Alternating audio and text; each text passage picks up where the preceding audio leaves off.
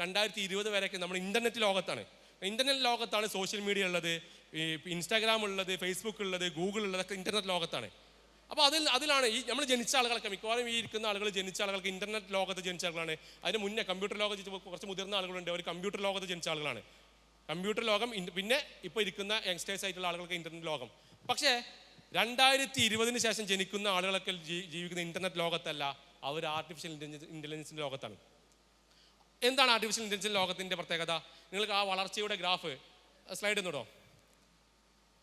ആ ഗ്രാഫിൽ കണ്ടോ ആർട്ടിഫിഷ്യൽ ഇൻ്റലിജൻസ് എത്തിയപ്പോഴാണ് കുത്തനെ കയറ്റം കണ്ടങ്ങൾ. ആ ഗ്രാഫിൽ ഉണ്ടാകുന്ന ആ മാറ്റമാണ് ആ കുത്തനെയുള്ള ആ ഗ്രാഫിക്കൽ ചേഞ്ചാണ് ഇന്ന് ലോകത്തിൻ്റെ ഗതി നിർണ്ണയിക്കുന്നതിൽ ഏറ്റവും പ്രധാനപ്പെട്ട ഒരു റോള് വഹിക്കുന്നത്. അതുകൊണ്ടാണ് നിങ്ങൾ ആർട്ടിഫിഷ്യൽ AI എല്ലാവരും ഹൈപ്പിൽ പറയുന്ന സമയത്ത് നിങ്ങൾ വിചാരിക്കുന്നുണ്ടാവും എന്തിനത്ര ഹൈപ്പ് AI കൊടുക്കുന്നുണ്ടെങ്കിൽ അതിന് ചിന്തിക്കുന്നതിൻ്റെ അല്ലെങ്കിൽ പറയുന്നതിൻ്റെ കാരണം ഇത് ലോകത്ത് മാറ്റിമറിക്കുന്ന അത്ര ഒന്നും മുന്നേ കാലത്തെ ഒരു ടെക്നോളജി മാറ്റിമറിച്ചിട്ടില്ല എന്നുള്ളതാണ്. ഞാൻ നേരത്തെ കാണിച്ച എല്ലാ ടെക്നോളജീസും ആ ടെക്നോളജീസ് ഒന്നും ഉണ്ടാക്കിയതിനേക്കാൾ എത്രയോ 10 മടങ്ങ് ഇമ്പാക്റ്റ് പല നിലക്കും എന്ത് ചെയ്യുന്നുണ്ട് ഈ പറയപ്പെട്ട ആർട്ടിഫിഷ്യൽ ഇൻ്റലിജൻസ് ഉണ്ടാക്കുന്നുണ്ട്.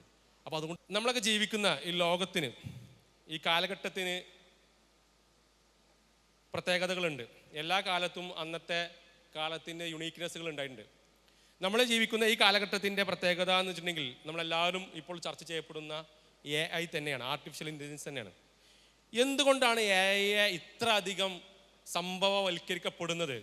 ഒരു പക്ഷേ മുൻകാലങ്ങളിൽ ഉണ്ടായിരുന്ന ഓരോ ടെക്നോളജികൾ എടുത്ത് നോക്കുകയാണെങ്കിൽ ഒരു പക്ഷേ ഇവിടെ പ്രായമുള്ള ആളുകൾക്കൊക്കെ അറിയുന്നുണ്ടാവും, ഈ കമ്പ്യൂട്ടർ വന്ന സമയത്ത് അന്ന് ചർച്ച ചെയ്യപ്പെട്ട കുറേ കാര്യങ്ങളുണ്ടായിരുന്നു.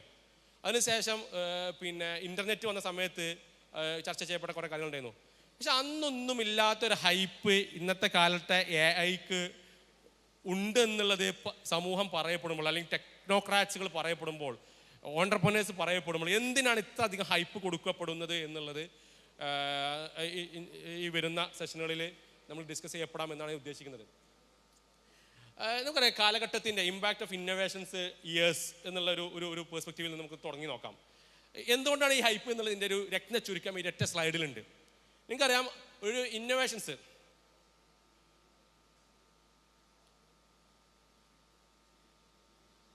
ഇന്നോവേഷൻസിൽ തുടക്കം എവിടെ നിന്നാണ്? ഇന്നോവേഷൻസ് കണ്ടുപിടുത്തങ്ങളുടെ തുടക്കം എന്നുള്ളത് നമുക്ക് പിന്നെ ചരിത്രത്തിൻ്റെ ഭാഗങ്ങൾ എടുത്തു നോക്കിയാൽ നമുക്ക് കിട്ടുന്ന ചില പോയിന്റ്സുകളുണ്ട്. എന്നാണ് ഒരു കണ്ടുപിടുത്തക്കാരനായിട്ട് മനുഷ്യൻ ഉത്ഭവിച്ചതെന്നുള്ളത് സിമ്പിളാണ്.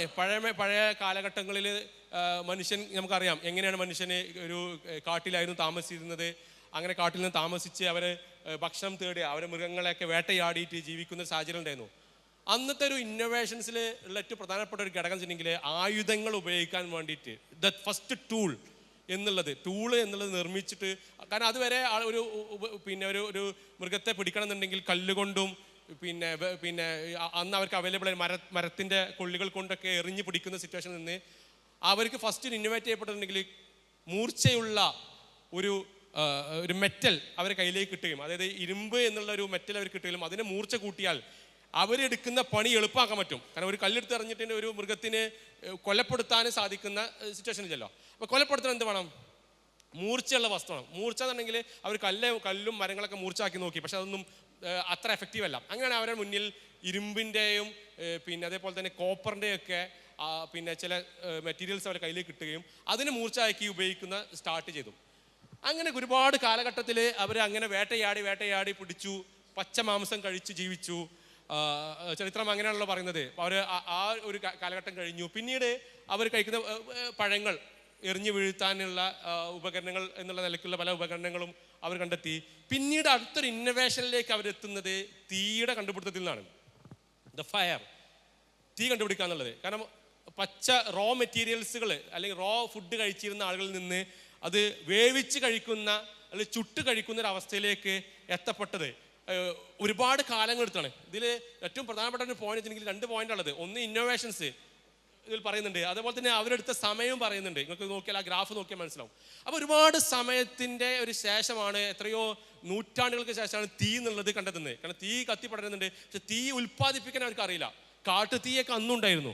പക്ഷേ അതെങ്ങനെയാണ് സ്പോണ്ടേനിയസ് ഒരു ആവശ്യം, എനിക്കൊരു ഒരു സംതിങ് കുക്ക് ചെയ്യണം, പാചകം ചെയ്യണം. അപ്പോൾ എനിക്ക് ആവശ്യമുള്ളൊരു തീ ഉണ്ടാക്കണം എന്നുണ്ടെങ്കിൽ I need to have some solutions. എങ്ങനെയാണ് അത്, from where I can make that fire എന്നുള്ളൊരു കൺസേൺ വന്നു. അങ്ങനെ കൺസേൺ വന്നപ്പോഴാണ് അവരെ മുന്നിൽ മനസ്സിലായി, 2 കല്ലുകൾ തമ്മിൽ ഉരസിയാൽ അവിടെ സ്പാർക്കുകൾ ക്രിയേറ്റ് ചെയ്യപ്പെടും. ആ സ്പാർക്കിനെ നിയർ ബൈ ഉള്ള ചില പിന്നെ ഉണങ്ങിയ ഇലകളിലേക്കും വിറകിലേക്കൊക്കെ ആ സ്പാർക്കിനെ പടർത്തിയാൽ തീ ഉണ്ടാക്കാൻ പറ്റുമെന്ന് മനസ്സിലായി. That was one of the initial സമയത്തെ വൺ ഓഫ് ദി മേജർ ഒരു ഇന്നോവേഷൻസ് അല്ലെങ്കിൽ ഇൻവെൻഷൻ ആയിരുന്നു അവരെ സംബന്ധിച്ചിടത്തോളം. കാരണം അതിൽ നിന്ന് അവർക്ക് ഏറ്റവും രുചികരമായിട്ടുള്ള വൈവിധ്യങ്ങളായിട്ടുള്ള ഭക്ഷണങ്ങൾ ഉണ്ടാക്കാൻ സാധിച്ചു. അത് കഴിഞ്ഞ് കുറേ കാലം കഴിഞ്ഞ് അവരിങ്ങനെ പല സ്ഥലത്ത് യാത്രകൾ ചെയ്യുന്നു. ഒന്ന് ഒട്ടകപ്പുറത്ത് അല്ലെങ്കിൽ കുതിരപ്പുറത്ത്, കഴുതപ്പുറത്തൊക്കെ യാത്ര ചെയ്തിരുന്നു. ആ യാത്ര ചെയ്യുന്നതിൻ്റെ ബുദ്ധിമുട്ട്, യാത്ര ചെയ്യുമ്പോൾ അവർക്ക് കൊണ്ടുപോകാൻ പറ്റുന്ന വസ്തുക്കൾ, കാരണം ഇവരെ സംബന്ധിച്ചിടത്തോളം നിങ്ങൾക്കറിയാം, പണ്ട് കാലങ്ങളിൽ ഒരാൾ ഒരു സ്ഥലത്ത് ജീവിക്കുമ്പോൾ ആ സ്ഥലത്തെ അവൈലബിൾ ആയിട്ടുള്ള റിസോഴ്സ് കഴിഞ്ഞാൽ പിന്നെ അവർ അടുത്ത സ്ഥലത്തേക്ക് പോകും, നെക്സ്റ്റ് സ്ഥലത്തിൽ പോവുക എന്നുള്ളതാണ് അവർക്ക് ഓപ്ഷൻ ഉള്ളത്. അപ്പോൾ അവരെന്ത് ചെയ്യും, ഇവരുടെ അടുത്തുള്ള പിന്നെ അവരുടെ കുടുംബങ്ങളും കൂട്ടുകുടുംബങ്ങളും അവരുണ്ടാക്കിയ വീടിൻ്റെ കാര്യങ്ങളൊക്കെ പിന്നെയും അത് ഡിസ്മാൻഡിൽ ചെയ്ത് അവർ നേരെ എടുത്തിട്ട് പോവുക ചെയ്യുക. അപ്പോൾ ഇതൊക്കെ കൊണ്ടുപോകുന്നത് ഈ കുതിരപ്പുറത്തും കഴുതപ്പുറത്തും ഒട്ടകപ്പുറത്തൊക്കെ ആയതുകൊണ്ട് ചലഞ്ചിങ് ആയിരുന്നു. അങ്ങനെയാണ് എന്ത് ചെയ്ത് അടുത്തത് അവർ അടുത്തൊരു ഇന്നോവേഷനിലേക്ക് പോയത് ചക്രത്തിൻ്റെ വീലിൻ്റെ ഇന്നോവേഷൻസിലേക്ക്. പക്ഷെ അവിടെ മനസ്സിലാക്കേണ്ടത് ഇതൊക്കെ അവർ കുറേ നമുക്ക് പറയാം, ഇപ്പോൾ ഇന്നത്തെ കാലത്ത് ഒരു ക്രിയേറ്റീവായിട്ട് ഒരു കാര്യം ചിന്തിക്കാൻ നമുക്ക് ചിലപ്പോൾ ഒരു ഐഡിയാസ് കിട്ടണമെങ്കിൽ ഐഡിയകളോടൊക്കെ വൻ ശേഖരം നമ്മുടെ കയ്യിലൊക്കെ ഉണ്ടാവും. ഇപ്പോൾ ഇവിടെ ഇരിക്കുന്ന പിന്നെ സ്റ്റുഡൻസിനോടൊക്കെ നിങ്ങൾക്കൊരു ബിസിനസ് ഐഡിയ പറയാൻ വേണ്ടിയിട്ട് നമ്മൾ പറഞ്ഞാൽ നിങ്ങൾക്ക് ഒരുപാട് ഐഡിയാസ് ഉണ്ടാവും. പക്ഷെ അന്നത്തെ ആളുകൾക്കൊന്നും ഔട്ട് ഓഫ് ബോക്സ് തിങ്കിങ് എന്നുള്ളൊരു സ്കോപ്പില്ലായിരുന്നു. അപ്പോൾ അതുകൊണ്ട് തന്നെ അവർക്ക് ഈ ഐഡിയാസൊക്കെ കത്താൻ കുറേ സമയം എടുത്തിട്ടുണ്ട്. വീലിനെ കുറിച്ച് പറഞ്ഞു, വീൽ എങ്ങനെയാണ് സ്റ്റാർട്ടിങ്, ആദ്യ മനുഷ്യനെ തലയിൽ വീല് കത്തിയിട്ടില്ല.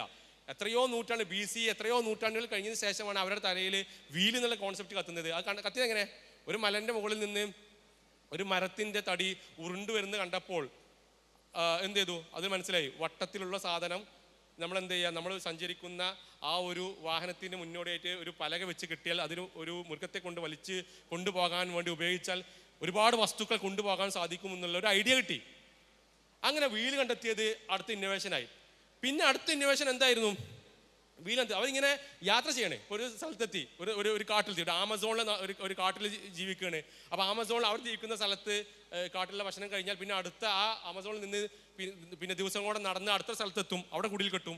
പക്ഷെ അതിൽ നിന്ന് അടുത്തൊരു ഇൻവെൻഷനിലേക്ക് ആണ് പിന്നെ ചില ആൾക്കാർ ചിന്തിക്കുക, എന്തിനാണ് നമ്മൾ ഇങ്ങനെ യാത്ര ചെയ്യുന്നത്, നമ്മളിപ്പോൾ പഴവർഗ്ഗങ്ങൾ കഴിക്കാൻ വേണ്ടിയിട്ടാണല്ലോ യാത്ര ചെയ്യേണ്ടത്, എന്തിനാ ഈ ഉണ്ടാക്കുന്ന പഴവർഗ്ഗത്തിലെ ഈ കുരുവിൽ നിന്ന് അതിൻ്റെ പിന്നെ വിത്തിൽ നിന്ന് അടുത്തൊരു പഴം ഉണ്ടാകുന്നുണ്ടെങ്കിൽ നമ്മൾ ജീവിക്കുന്ന സ്ഥലത്ത് അതൊന്ന് വളർത്തിയാൽ എന്തിനാ ഇങ്ങനെ യാത്ര ചെയ്യേണ്ട ആവശ്യം എന്ന് ചിന്തിച്ചു.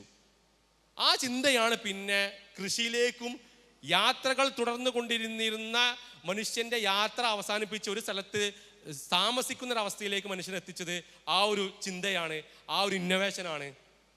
ആ ഇന്നോവേഷൻ പിന്നെ എന്ത് ചെയ്തു, അഗ്രികൾച്ചർ വന്നു. ഒരു സ്ഥലത്ത് തന്നെ താമസിക്കുന്നൊരവസ്ഥ, അതാണ് അഗ്രികൾച്ചറൽ റെവല്യൂഷൻ. അല്ലെങ്കിൽ എത്ര കാലങ്ങൾക്ക് ശേഷമാണ് ഒരു മനുഷ്യൻ ഒരു സ്ഥലത്ത് താമസിച്ച് അവിടെ വിത്ത് മുളപ്പിച്ച് അതിൽ നിന്ന് ഭക്ഷണം കഴിക്കുന്ന ഒരു അവസ്ഥയിലേക്ക് എത്തിയത്. അത്രയും സമയം യഥാർത്ഥത്തിൽ അങ്ങനെ കടന്നു പോയിട്ടുണ്ട്. പിന്നീട് ഒരുപാട് വർഷങ്ങൾ ആ ഒരു കൃഷിയുമായി ബന്ധപ്പെട്ട മനുഷ്യൻ്റെ ജീവിതം. നിങ്ങൾക്കറിയാം, ചില സിവിലൈസേഷൻസ് പഠിച്ച സിന്ധുതാരി സംസ്കാരം, പിന്നെ മെസപ്പൊട്ടോമിയൻ സംസ്കാരമൊക്കെ. ഈ സംസ്കാരങ്ങൾ എന്ന് പറയുന്നത് എന്താ വെച്ചിട്ടുണ്ടെങ്കിൽ, ഒരു സ്ഥലത്ത് അങ്ങനെ ഓരോ സ്ഥലങ്ങളിൽ നിന്ന് മറ്റു സ്ഥലങ്ങളിലേക്ക് യാത്ര ചെയ്ത് പോയിരുന്ന മനുഷ്യർ ഒരു സ്ഥലത്ത് ജീവിക്കുന്നൊരവസ്ഥ ഉണ്ടായി. ആ അവസ്ഥ സൃഷ്ടിക്കപ്പെട്ടത് അതിൻ്റെ അടുത്തൊരു പുഴയും ആ പുഴേൻ്റെ അടുത്ത് ഇതുപോലെയുള്ള കർഷക ഫെസിലിറ്റികളുമായിരുന്നു. അത് ഒരുപാട് വർഷങ്ങൾ അങ്ങനത്തെ ഒരു ഫെസിലിറ്റിയിൽ പോയി. കാരണം കൃഷി മാത്രമേ അവർ മുന്നിൽ ഓപ്ഷനുള്ളൂ. അല്ലെങ്കിൽ കൃഷി റിലേറ്റഡ് ആയിട്ടുള്ള കൃഷിയിൽ നിന്നുണ്ടാകുന്ന മരങ്ങളോ അതുമായി ബന്ധപ്പെട്ടുള്ള മൃഗങ്ങളെ വളർത്തുന്നതുമായി ബന്ധപ്പെട്ട് അവളെ വളർത്തിയ മൃഗങ്ങളിൽ നിന്ന് തോലെടുത്ത തോല് കൊണ്ട് പ്രോസസ്സ് ചെയ്ത് അതുകൊണ്ട് അവരുടെ വസ്ത്രങ്ങളോ അല്ലെങ്കിൽ അതുമായി ബന്ധപ്പെട്ട കാര്യങ്ങൾ നിർമ്മിക്കുന്നൊരവസ്ഥ. ഇങ്ങനെയുള്ള ഒരുപാട് കാര്യങ്ങൾ കഴിഞ്ഞു പോയി.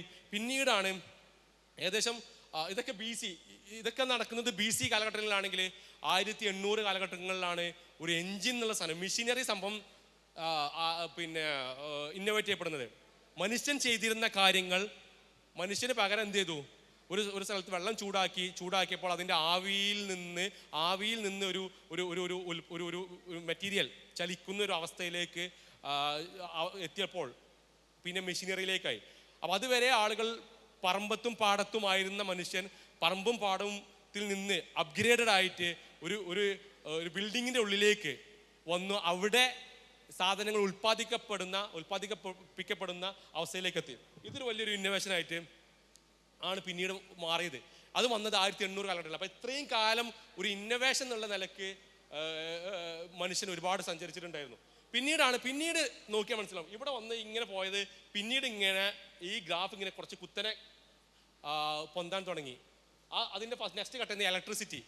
ഒരു സ്ഥലത്ത് ഒരു എഞ്ചിൻ വർക്ക് ചെയ്യുന്നു, പക്ഷേ ഇവിടുന്ന് കുറച്ചപ്പുറത്ത് ഒരു എഞ്ചിൻ വർക്ക് ചെയ്യണമെങ്കിൽ അവിടെ ഇതുപോലെ തന്നെ തീ കത്തിച്ചുകൊണ്ട് സ്റ്റീം ഉണ്ടാക്കിയിട്ട് വർക്ക് ചെയ്യപ്പെടുന്നതിന് പകരം ഇവിടെ എത്തിച്ച സ്റ്റീം ഇവിടെ ഒരു എഞ്ചിൻ വർക്ക് ചെയ്താൽ ഇവിടെ ഒരു വയറ് കണക്ട് ചെയ്താൽ അപ്പുറത്തെ മെഷീനിലേക്ക് കണക്ട് ചെയ്താൽ അതും വർക്ക് ചെയ്യുന്ന ഒരു അവസ്ഥ വന്നപ്പോൾ സ്വാഭാവികം എന്ത് ചെയ്തു? കാര്യങ്ങൾ കുറച്ചുകൂടി എളുപ്പമായി. ആളുകൾക്ക് ഒരുപാട് ഉൽപ്പന്നങ്ങൾ ഉൽപ്പാദിക്കുന്ന അവസ്ഥ വന്നു. മെഷീനറീസ് കൊണ്ട് ഫാക്ടറികളും കാര്യങ്ങളൊക്കെ സമ്പുഷ്ടമായി. ഇങ്ങനെ നെക്സ്റ്റ് അത് സ്റ്റേജ് കഴിഞ്ഞു. അടുത്ത കമ്പ്യൂട്ടറിൻ്റെ അവസ്ഥ വന്നു. കമ്പ്യൂട്ടർ എന്നുള്ളത് മനുഷ്യൻ ഉപയോഗിക്കുന്ന ചിന്ത അല്ലെങ്കിൽ മനുഷ്യൻ്റെ പിന്നെ mathematical skills, calculation skills, planning സ്കിൽസിൻ്റെ കുറേ കാര്യങ്ങളൊക്കെ കമ്പ്യൂട്ടർ എന്നുള്ള ഒരു മെഷീനറിയിലേക്ക് പോയി. അവിടെ നേരെ അത് ഓരോ സ്ഥലത്ത് നിന്നിട്ടുള്ള കണക്ട് ആയിരുന്നെങ്കിൽ ഇൻ്റർനെറ്റ് എന്നുള്ളൊരു ഫെസിലിറ്റി വന്നപ്പോൾ എന്താ സംഭവിച്ച്? ഒരു സ്ഥലത്തെ കാര്യങ്ങൾ മറ്റു സ്ഥലത്ത് നിന്ന് നിരീക്ഷിക്കാനും അറിയാനും പറയാനും കേൾക്കാനും പറ്റുന്ന അവസ്ഥയിലേക്ക് ലോകം മാറി. അതിനാണ് നമ്മൾ ഇൻ്റർനെറ്റ് എന്ന് പറയുന്നത്. ഇൻ്റർനെറ്റിൻ്റെ ഉപയോഗത്തോട് കൂടിയിട്ട് ലോകം എന്നുള്ളത് ഒറ്റ ഒരു കണക്ടിവിറ്റിയിലേക്ക് വന്നു. ലോകത്തെ എല്ലാവരും ഒരു ഫിംഗർ ടിപ്പിൽ എത്തുന്ന അവസ്ഥയിലേക്ക് എത്തി. തൻ്റെ വിരൽ തുമ്പിൽ ബാക്കിയുള്ള ആളുകളൊക്കെ എത്തുന്ന അവസ്ഥയിലേക്ക് എത്തി. ഇൻ്റർനെറ്റ് കാലം വരെ, അതാണ് ഇൻ്റർനെറ്റ് കാലത്തിലാണ് ഒരു 5-6 കൊല്ലം മുന്നേ അല്ലെങ്കിൽ 2020 വരെയൊക്കെ നമ്മൾ ഇൻ്റർനെറ്റ് ലോകത്താണ്. ഇൻ്റർനെറ്റ് ലോകത്താണ് സോഷ്യൽ മീഡിയ ഉള്ളത്, ഇൻസ്റ്റാഗ്രാം ഉള്ളത്, ഫേസ്ബുക്ക് ഉള്ളത്, ഗൂഗിൾ ഉള്ളതൊക്കെ ഇൻ്റർനെറ്റ് ലോകത്താണ്. അപ്പോൾ അതിലാണ് നമ്മൾ ജനിച്ച ആളുകളൊക്കെ, മിക്കവാറും ഈ ഇരിക്കുന്ന ആളുകൾ ജനിച്ച ആളുകൾക്ക് ഇൻ്റർനെറ്റ് ലോകത്ത് ജനിച്ച ആളുകളാണ്. അതിന് മുന്നേ കമ്പ്യൂട്ടർ ലോകത്ത് കുറച്ച് മുതിർന്ന ആളുകളുണ്ട്, അവർ കമ്പ്യൂട്ടർ ലോകത്ത് ജനിച്ച ആളുകളാണ്. കമ്പ്യൂട്ടർ ലോകം പിന്നെ ഇപ്പോൾ ഇരിക്കുന്ന യങ്സ്റ്റേഴ്സ് ആയിട്ടുള്ള ആളുകൾക്ക് ഇൻ്റർനെറ്റ് ലോകം. പക്ഷേ 2020 ശേഷം ജനിക്കുന്ന ആളുകളൊക്കെ ജീവിക്കുന്ന ഇൻ്റർനെറ്റ് ലോകത്തല്ല, അവർ ആർട്ടിഫിഷ്യൽ ഇൻ്റലിജൻസിൻ്റെ ലോകത്താണ്. എന്താണ് ആർട്ടിഫിഷ്യൽ ഇൻ്റലിജൻസ് ലോകത്തിൻ്റെ പ്രത്യേകത? നിങ്ങൾക്ക് ആ വളർച്ചയുടെ ഗ്രാഫ് സ്ലൈഡ് ഇന്നിടോ. ആ ഗ്രാഫിൽ കണ്ടോ ആർട്ടിഫിഷ്യൽ ഇൻ്റലിജൻസ് എത്തിയപ്പോഴാണ് കുത്തനെ കയറ്റം കണ്ടങ്ങൾ. ആ ഗ്രാഫിൽ ഉണ്ടാകുന്ന ആ മാറ്റമാണ് ആ കുത്തനെയുള്ള ആ ഗ്രാഫിക്കൽ ചേഞ്ചാണ് ഇന്ന് ലോകത്തിൻ്റെ ഗതി നിർണ്ണയിക്കുന്നതിലെ ഏറ്റവും പ്രധാനപ്പെട്ട ഒരു റോള് വഹിക്കുന്നത്. അതുകൊണ്ടാണ് നിങ്ങൾ ആർട്ടിഫിഷ്യൽ AI എല്ലാവരും ഹൈപ്പിൽ പറയുന്ന സമയത്ത് നിങ്ങൾ വിചാരിക്കുന്നുണ്ടാവും എന്തിനത്ര ഹൈപ്പ് AIക്ക് കൊടുക്കുന്നുണ്ടെങ്കിൽ അതിന് ചിന്തിക്കുന്നതിൻ്റെ അല്ലെങ്കിൽ പറയുന്നതിൻ്റെ കാരണം ഇത് ലോകത്ത് മാറ്റിമറിക്കുന്ന അത്ര ഒന്നും മുന്നേ കാലത്തെ ഒരു ടെക്നോളജി മാറ്റിമറിച്ചിട്ടില്ല എന്നുള്ളതാണ്. ഞാൻ നേരത്തെ കാണിച്ച എല്ലാ ആ ടെക്നോളജീസ് ഒന്നും ഉണ്ടാക്കിയതിനേക്കാൾ എത്രയോ 10 മടങ്ങ് ഇമ്പാക്റ്റ് പല നിലക്കും എന്ത് ചെയ്യുന്നുണ്ട് ഈ പറയപ്പെട്ട ആർട്ടിഫിഷ്യൽ ഇൻ്റലിജൻസ് ഉണ്ടാക്കുന്നുണ്ട്. അപ്പോൾ അതുകൊണ്ട് ഇത് ചെറിയ കാര്യമല്ല എന്നുള്ളതെങ്കിലും മനസ്സിലാക്കി വെച്ച് പോകുക എന്നുള്ള നമുക്കുമായി പറയാനുള്ളത്.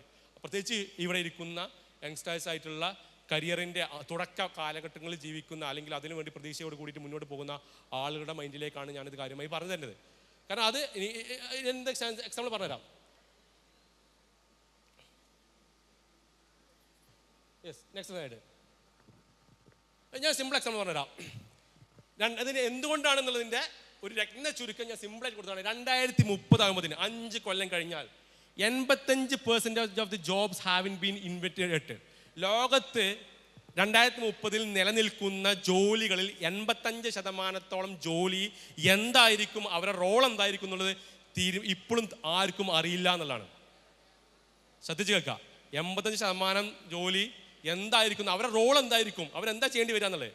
ഞാൻ സിമ്പിൾ എക്സാമ്പിൾ തുടങ്ങാം. നിങ്ങൾക്കറിയാം ഓട്ടോമേറ്റഡ് കാറ് അല്ലേ, ടെസ്ലയുടെ കാറൊക്കെ കിട്ടണില്ലേ? ഓട്ടോമാറ്റിക് കാറ് കിട്ടണോ? ഡ്രൈവർ ഇല്ലാത്ത കാർ കേട്ടുകണോ? കണ്ടുകണോ?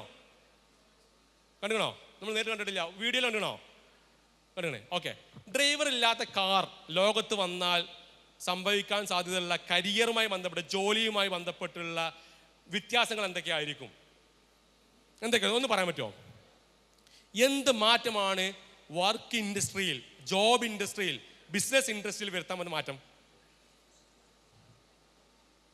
എന്തായിരിക്കും? പറയേ ഒന്ന് ഒന്ന് എൻഗേജ് ചെയ്ത് പോവാ. എന്തായിരിക്കും? ആർക്കൊക്കെ ജോലി പോകും? സിമ്പിളായിട്ട് ആർക്കൊക്കെ ജോലി പോകും? ഒന്നാമത് ഡ്രൈവർമാരുടെ ജോലി പോകും.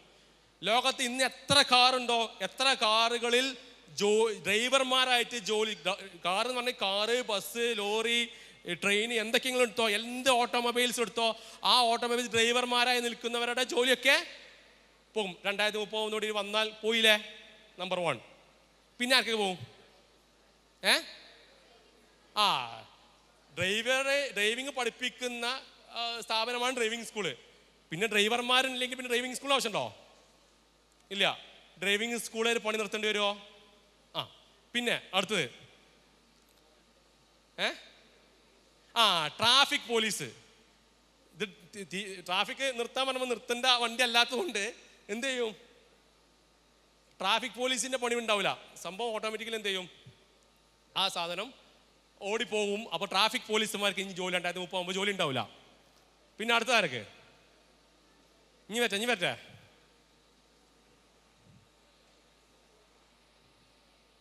കഴിഞ്ഞിട്ടില്ല. ഇതൊക്കെ നിങ്ങൾ വളരെ കുറച്ചേ പറഞ്ഞിട്ടുള്ളൂ. ആർക്കെങ്കിലും പിന്നെ പോവാ? 85% പിന്നെ വാഹന അപകടങ്ങളും ഉണ്ടാകുന്നത് മനുഷ്യന്റെ അശ്രദ്ധ കൊണ്ടാണ്. മനുഷ്യൻ ഡ്രൈവർ അല്ലെങ്കിൽ അശ്രദ്ധ ഉണ്ടാവുമോ? ഇല്ല. അപ്പൊ 85% അപകടം ഉണ്ടാവില്ല. 80% അപകടമില്ലെങ്കിൽ 2 ടൈപ്പ് ഓഫ് ആളുകൾ. ഒന്ന്, അപകടത്തിനെ ട്രീറ്റ് ചെയ്യപ്പെടുന്ന ഹോസ്പിറ്റലുകൾക്ക് കച്ചവടം ഉണ്ടാവില്ല. അപ്പോൾ എമർജൻസി ഡിപ്പാർട്ട്മെന്റിന്റെ അവിടെ വർക്ക് ചെയ്യുന്ന കുറേ ആൾക്കാരെ പണി പോവും. പിന്നെ ആംബുലൻസ് ഡ്രൈവർമാർ. ആംബുലൻസിന് കുറേ ഡ്രൈവർമാരുണ്ട്. ആംബുലൻസിന്റെ ആവശ്യം തന്നെ പിന്നെ എന്ത് ചെയ്യില്ല, ഇപ്പോൾ ഉള്ള അത്ര ഉണ്ടാവില്ല. 85% ആംബുലൻസ് ആവശ്യമില്ല. പിന്നെ ആരാ? മെഡിസിന്. ഫാർമസ്യൂട്ടിക്കൽ. എമർജൻസിയോ അല്ലെങ്കിൽ അങ്ങനത്തെ ചികിത്സകളോ ഇല്ലാത്ത എമർജൻസി മെഡിസിനുമായി ബന്ധപ്പെട്ടുള്ള മരുന്നുകളൊക്കെ പിന്നെ എന്ത് ചെയ്യും? മരുന്ന് കമ്പനി വർക്ക് ചെയ്യുന്നവർക്ക് പണി ഉണ്ടാവില്ല. പിന്നെ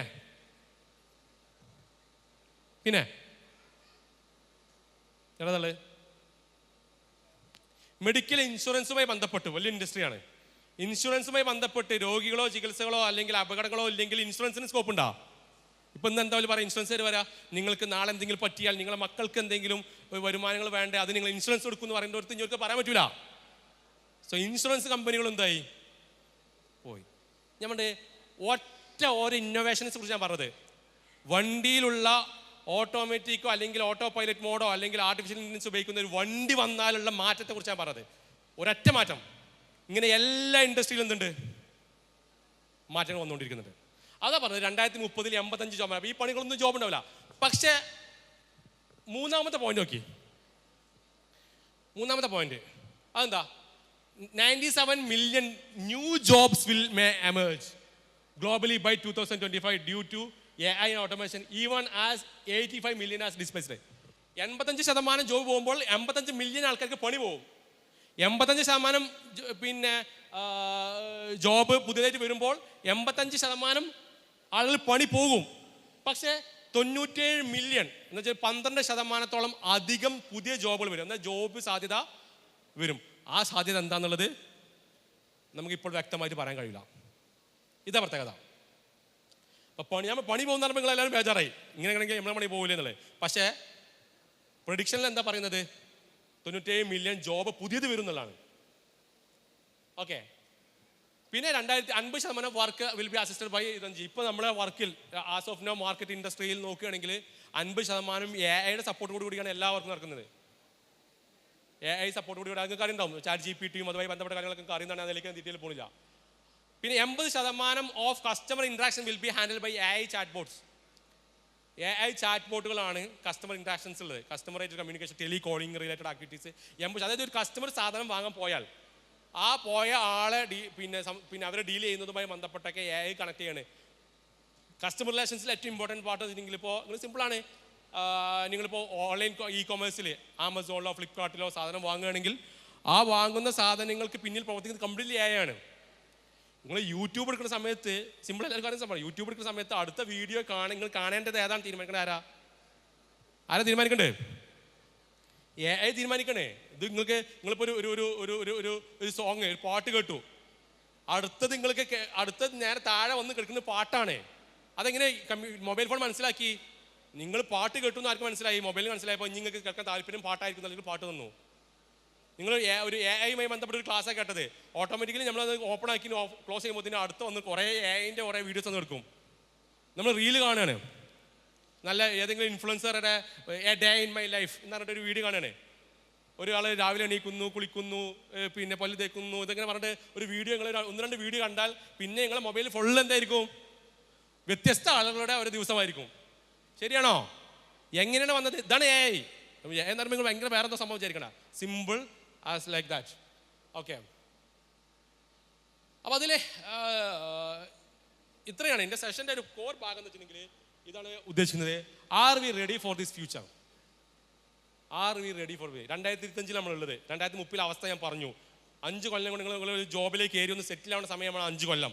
ഈ 5 കൊല്ലത്തിൻ്റെ മാറ്റത്തിന് നമ്മൾ തയ്യാറായിട്ടുണ്ടോ എന്നുള്ളതാണ് ചോദ്യം. അത് തയ്യാറാകാൻ വേണ്ട ചില കാര്യങ്ങൾ ആണ് പറയുന്നത്. 5 things to take seriously in this era. 5 കാര്യങ്ങൾ പറഞ്ഞിട്ട് എൻ്റെ സംസാരം അവസാനിപ്പിക്കും. ഈ AI കാലഘട്ടത്തിൽ, AI യുഗത്തിൽ നമ്മൾ മനസ്സിലാക്കി സീരിയസ് ആയിട്ട് ചിന്തിക്കേണ്ടുന്ന 5 പ്രധാനപ്പെട്ട കാര്യങ്ങൾ ആണ് ഇവിടെ പറയാൻ ഉദ്ദേശിക്കുന്നത്. അതിൽ പോയേക്കാം.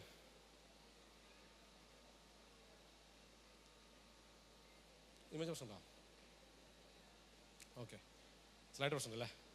Okay, fine.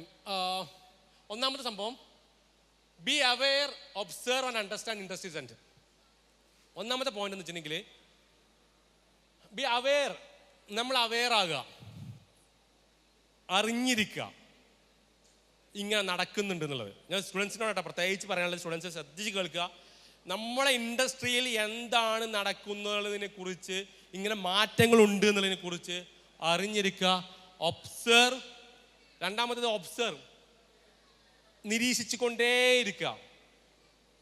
എന്താണ് AI നമ്മൾ ഇൻഡസ്ട്രി? അപ്പോൾ നമ്മൾ പറയാം AI എന്ന് പറഞ്ഞാൽ വലിയ ലോകമാണ്, നമ്മളെല്ലാം അറിഞ്ഞില്ലെങ്കിലും. ഇപ്പോൾ നമ്മൾ ഡിജിറ്റൽ മാർക്കറ്റിംഗ് സ്റ്റുഡൻസ് ഉണ്ടാവും. ഡിജിറ്റൽ മാർക്കറ്റിങ്ങിൽ എന്ത് മാറ്റങ്ങളാണ്, എന്തൊക്കെയാണ് സംഭവിച്ചുകൊണ്ടിരിക്കുന്നത് എന്നുള്ളതിനെ കുറിച്ച് അവെയർ ആവുക, നിരീക്ഷിച്ചുകൊണ്ടേയിരിക്കുക. എന്നും നിരീക്ഷണം തുടർന്നു കൊണ്ടേയിരിക്കുക എന്നുള്ളതാണ്. കാരണം ഇന്നലെ ഉണ്ടായ കാര്യമാവില്ല ഇന്ന് അതിൽ വന്ന പുതുമ, അത് നിരീക്ഷിച്ചുകൊണ്ടിരിക്കുക.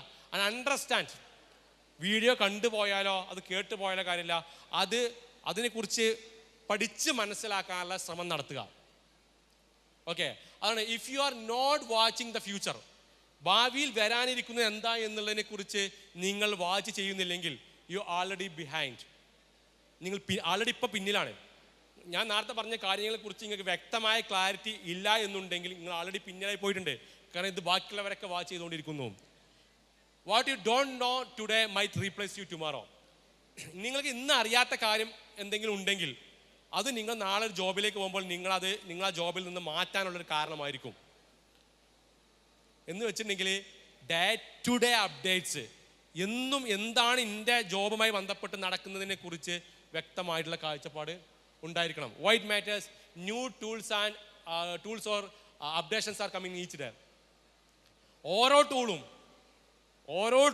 ഇപ്പോൾ നമുക്കറിയാം. ഇപ്പോൾ വേർഡ് ഡോക്യുമെൻറ്റ്സ്, നിങ്ങൾ സാധാരണ മൈക്രോസോഫ്റ്റ് വേർഡ് നിങ്ങൾ ഉപയോഗിച്ചിട്ടുണ്ടാവും.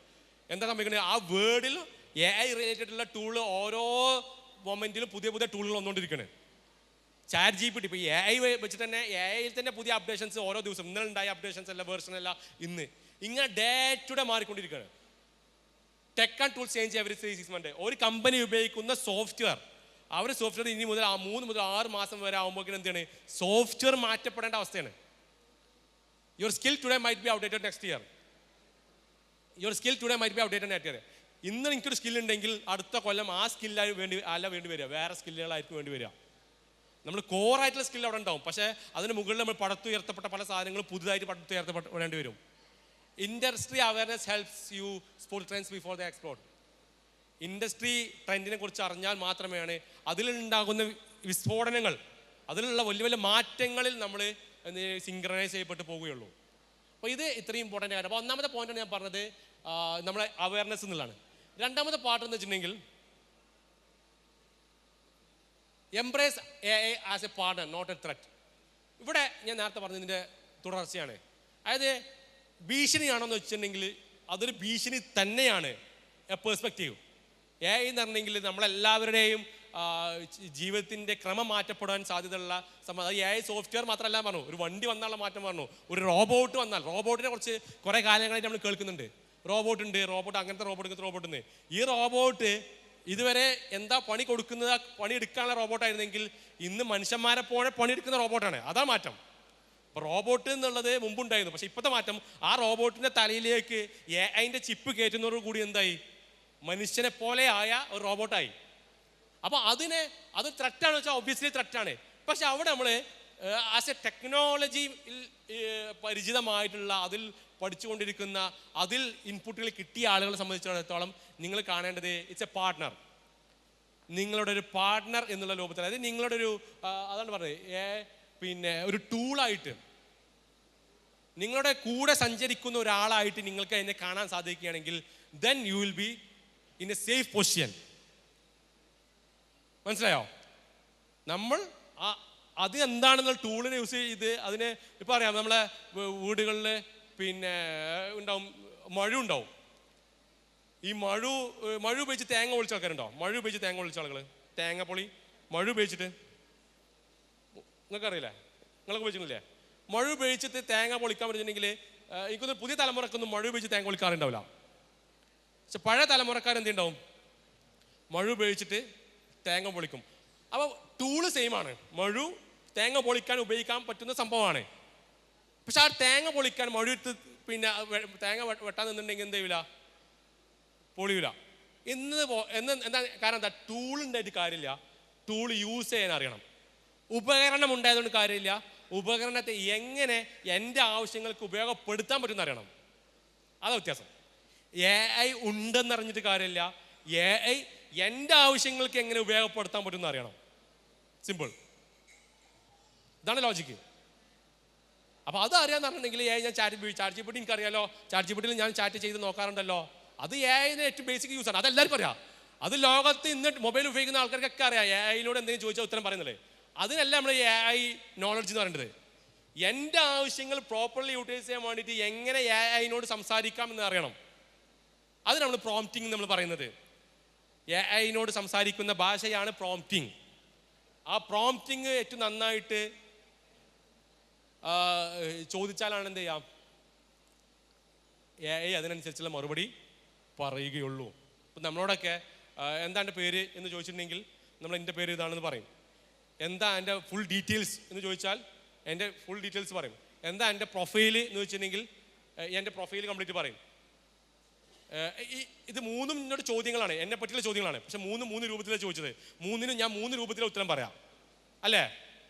എന്ന് പറഞ്ഞ പോലെ തന്നെ AIനോട് നിങ്ങൾ എന്താ ചോദിക്കുക എന്ന് അറിഞ്ഞാലേ നിങ്ങൾക്ക് ആവശ്യമുള്ള ഉത്തരം കിട്ടുള്ളൂ. അത് പഠിക്കേണ്ട സംഭവമാണ്. എല്ലാ സ്റ്റുഡൻസും ശ്രദ്ധിക്കുക, പ്രോംപ്റ്റിംഗ് എന്ന് പറയുന്ന സംഭവം നിർബന്ധമായും പഠിക്കുന്ന സംഭവം. പഠിക്കുക എന്ന് പറഞ്ഞിട്ടുണ്ടെങ്കിൽ അതിന് നമുക്ക് അതിൻ്റേതായിട്ടുള്ള നോളജ് കാര്യങ്ങൾ, പ്രോംപ്റ്റിംഗ് ജസ്റ്റ് ടൈപ്പിംഗ് ആണ്, സംസാരിക്കുന്ന പോലെ ചോദിക്കാം. പക്ഷെ എങ്ങനെ ചോദിക്കണം, എന്ത് ചോദിക്കണം എന്നുള്ളത് അറിഞ്ഞാൽ മാത്രമേ എന്തേ ഉള്ളൂ AI നമുക്ക് വേണ്ടിയിട്ട് ഉത്തരം തരികയുള്ളൂ. അപ്പോൾ അത് ചുരുക്കി പറഞ്ഞാൽ എത്ര ഉള്ളൂ, AI വോണ്ട് റീപ്ലേസ് ചെയ്യും. നേരത്തെ പറഞ്ഞു 85% ജോലികളും ഇവിടെ നിന്ന് അപ്രത്യക്ഷമാവും എന്ന് പറഞ്ഞാൽ, അപ്രത്യക്ഷമാകുമ്പോൾ നമ്മളെ അപ്രത്യക്ഷമാക്കാതിരിക്കാൻ എന്ത് വേണം? AI won't replace you, but a person using AI will. നമ്മളും ഒരാളും ഉണ്ട്, നമ്മളെക്കാൾ കൂടുതൽ അയാൾക്ക് AI അറിയുന്നുണ്ടെങ്കിൽ അയാൾക്ക് നമ്മൾ റീപ്ലേസ് ചെയ്യാൻ പറ്റും. നമ്മൾ നിലനിൽക്കണ്ടേ എന്ന് തീരുമാനിക്കാനുള്ള ഏറ്റവും പ്രധാനപ്പെട്ട ഘടകം നമുക്ക് AI അറിയുമോ ഇല്ലയോ എന്നുള്ളതായിരിക്കും. അപ്പോൾ അത് ഇതിൻ്റെ വളരെ ഇമ്പോർട്ടൻ്റ് ആയിട്ടുള്ള ഫാക്ടറാണ്. ഓക്കെ, ഇപ്പോൾ ഞാൻ പറഞ്ഞതാ, ഇപ്പോൾ AI വരുന്നതോട് ഇപ്പോൾ ഞാൻ ത്രെറ്റാണെന്ന് പറയും. ഞാൻ ഒറ്റ ഇൻഡസ്ട്രി, ഇപ്പോൾ നമ്മളായിട്ട് ഏറ്റവും കണക്ട് ചെയ്ത ഇൻഡസ്ട്രിയാണ്. ഇപ്പോൾ ഗ്രാഫിക് ഡിസൈനേഴ്സ് ഉണ്ട്, ഡിജിറ്റൽ മാർക്കറ്റേഴ്സ് ഉണ്ട്, പിന്നെ വെബുമായി ബന്ധപ്പെട്ടുള്ള ആളുകളുണ്ട്. അപ്പോൾ ഞാൻ അതിൽ ഒരൊറ്റ ഇൻഡസ്ട്രിയുമായി ബന്ധപ്പെട്ടിട്ട് എന്താ പറയേണ്ടത്? The forecasted global market size of digital marketing. Digital മാർക്കറ്റിങ്ങിലെ ഫ്യൂച്ചറിലെ ഗ്ലോബൽ മാർക്കറ്റ് എന്താണെന്നുള്ളതാണ്. നിങ്ങൾ നോക്കി 2023-25 ഈ 2025 4.7 ബില്യൺ ആണ് പിന്നെ എന്തുള്ളത്, പിന്നെ ഈ കാലഘട്ടത്തിലെ ഡിജിറ്റൽ മാർക്കറ്റിങ്ങിൻ്റെ സ്കോപ്പ് എന്നുണ്ടെങ്കിൽ ഇതിൻ്റെ ഫോർകാസ്റ്റിംഗ് 2027 മുതൽ 2033 വരെ ഇതിൻ്റെ ഫോർകാസ്റ്റ് നോക്കൂ. അപ്പോൾ ഈ ഇത്രയും ബില്യൺസ് ഓഫ് ബിസിനസ് ആണ്. 3 times ഓഫ് ബില്യൺ, 3 times. അതായത് ഇവിടെ നിന്ന് ഇവിടെ എത്തുന്നതിനേക്കാൾ സ്പീഡായിട്ട് എന്തുണ്ട്, വളർച്ച വരുന്നുണ്ട്. ആ വളർച്ചയിൽ ഡിജിറ്റൽ മാർക്കറ്റിങ്ങിന്റെ സ്കോപ്പ് ഉയരുന്നുണ്ട്. അപ്പോൾ അവിടെ ആരുടെ ജോബാണ് ഉണ്ടാവുക? നേരത്തെ പറഞ്ഞ സംഭവം. അതായത് ഈ സ്ഥലത്ത് ഇവിടെ ഇത്ര സമയത്ത് ഈ 2020 ആ സമയത്തൊക്കെ ആകുമ്പോഴേക്ക് AI അറിയുന്ന ഡിജിറ്റൽ മാർക്കറ്റർക്കാണ് എന്ത് ചെയ്യുക, സ്കോപ്പ് ഉണ്ടാവുക. AI അറിയുന്ന ഗ്രാഫിക് ഡിസൈനർക്കാണ് എന്ത് ചെയ്യുക, സ്കോപ്പ് ചെയ്യുക. AI അറിയാത്തൊരാളെന്നുണ്ടെങ്കിൽ അയാളെ റീപ്ലേസ് ചെയ്തിട്ട് വേറെ ആൾ വരും. So that's A important factor. അതാണ് AI-യുമായി ബന്ധപ്പെട്ട് പറയുന്നത്. പിന്നെ മൂന്നാമത്തത് ഫോക്കസ് ഓൺ ഹ്യൂമൻ സ്കിൽസ്. ഇതാണ് the crux of my topic. Focus on human skills that AI can't replace. AIക്ക് കുറേ കാര്യങ്ങൾ ചെയ്യാൻ പറ്റും. നമുക്കറിയാം ഒരുപാട് നമ്പർ ഓഫ് ആക്ടിവിറ്റീസ് AIക്ക് ചെയ്യാൻ പറ്റും.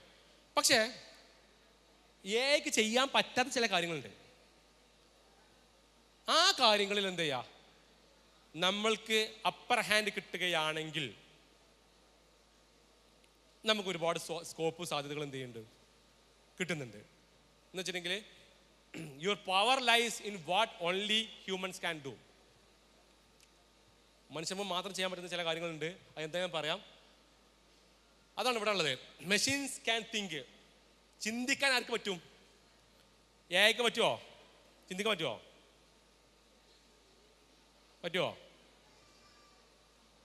നിങ്ങൾ ChatGPT-യോട്, ഇപ്പോൾ ChatGPT ഹയർ വേർഷൻസോ അല്ലെങ്കിൽ ക്ലോഡിൻ്റെ അല്ലെങ്കിൽ ഏതെങ്കിലും ഗ്രോക്കിൻ്റെ ഒക്കെ എത്തുമെങ്കിൽ അവിടെ ഇങ്ങനെ ChatGPT ക്വസ്റ്റ്യൻ ചോദിച്ചാൽ നേരെ താഴെ വരും തിങ്കിങ് വരും. കണ്ടിട്ടുണ്ടോ അത്? തിങ്കിങ് കണ്ട എത്ര പേരുണ്ട്? ChatGPT-ൻ്റെ തിങ്കിങ്. ChatGPT-ൻ്റെ കൂടെ തിങ്കിങ് എന്ന് കണ്ട അതിലിങ്ങനെ മുമ്പുണ്ടായിരുന്നത്, തിങ്കിങ്ങിന് മുന്നേ വന്നിരുന്നത് സെർച്ചിങ് വന്നിരുന്നു. ഞാൻ പറഞ്ഞു മനസ്സിലായോ? ChatGPT-യിൽ ചോദ്യം ചോദിച്ചാൽ കുറച്ച് സമയം എടുക്കും. ആ സമയത്തിൻ്റെ ഇടയിൽ അവിടെ എഴുതി കാണിക്കുന്ന സംഭവമാണ്. അത് ഇപ്പോൾ തിങ്കിങ് എന്നാണ് കാണിക്കുന്നത്.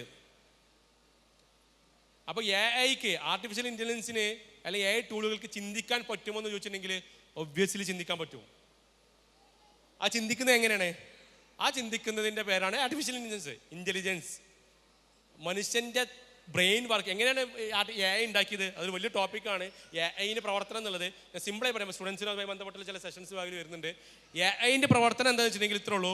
മനുഷ്യൻ്റെ തലച്ചോറില്ലേ, തലച്ചോറ് പ്രവർത്തിക്കുന്നത് എങ്ങനെയാണ്? തലച്ചോറിനുള്ളിൽ എന്താണ്?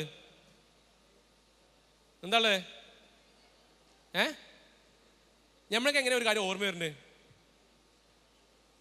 ഞാൻ ചിന്തിക്കുന്നത് എങ്ങനെയാണ്? നമ്മൾ കാണുന്നത്, ഇപ്പോൾ നിങ്ങൾ കാണുന്നുണ്ട്, ഇപ്പോൾ ഓഡിയൻസിൽ ഇത്ര ആൾക്കാർ ഇരിക്കുന്നത് കാണുന്നുണ്ട്. ഞാൻ എങ്ങനെയാണ് ഇത് ഓഡിയൻസ് ആണ് മനസ്സിലാക്കുന്നത്? തന്നുള്ളിൽ ബ്രെയിൻ ഉണ്ട്. തലൻ്റെ ഉള്ളിലൊരു പ്രധാനപ്പെട്ട സംഭവം എന്താണ്? ഹാർട്ടിനില്ലാതെ എന്ത് പ്രത്യേകതയാണ് തലക്കുള്ളത്?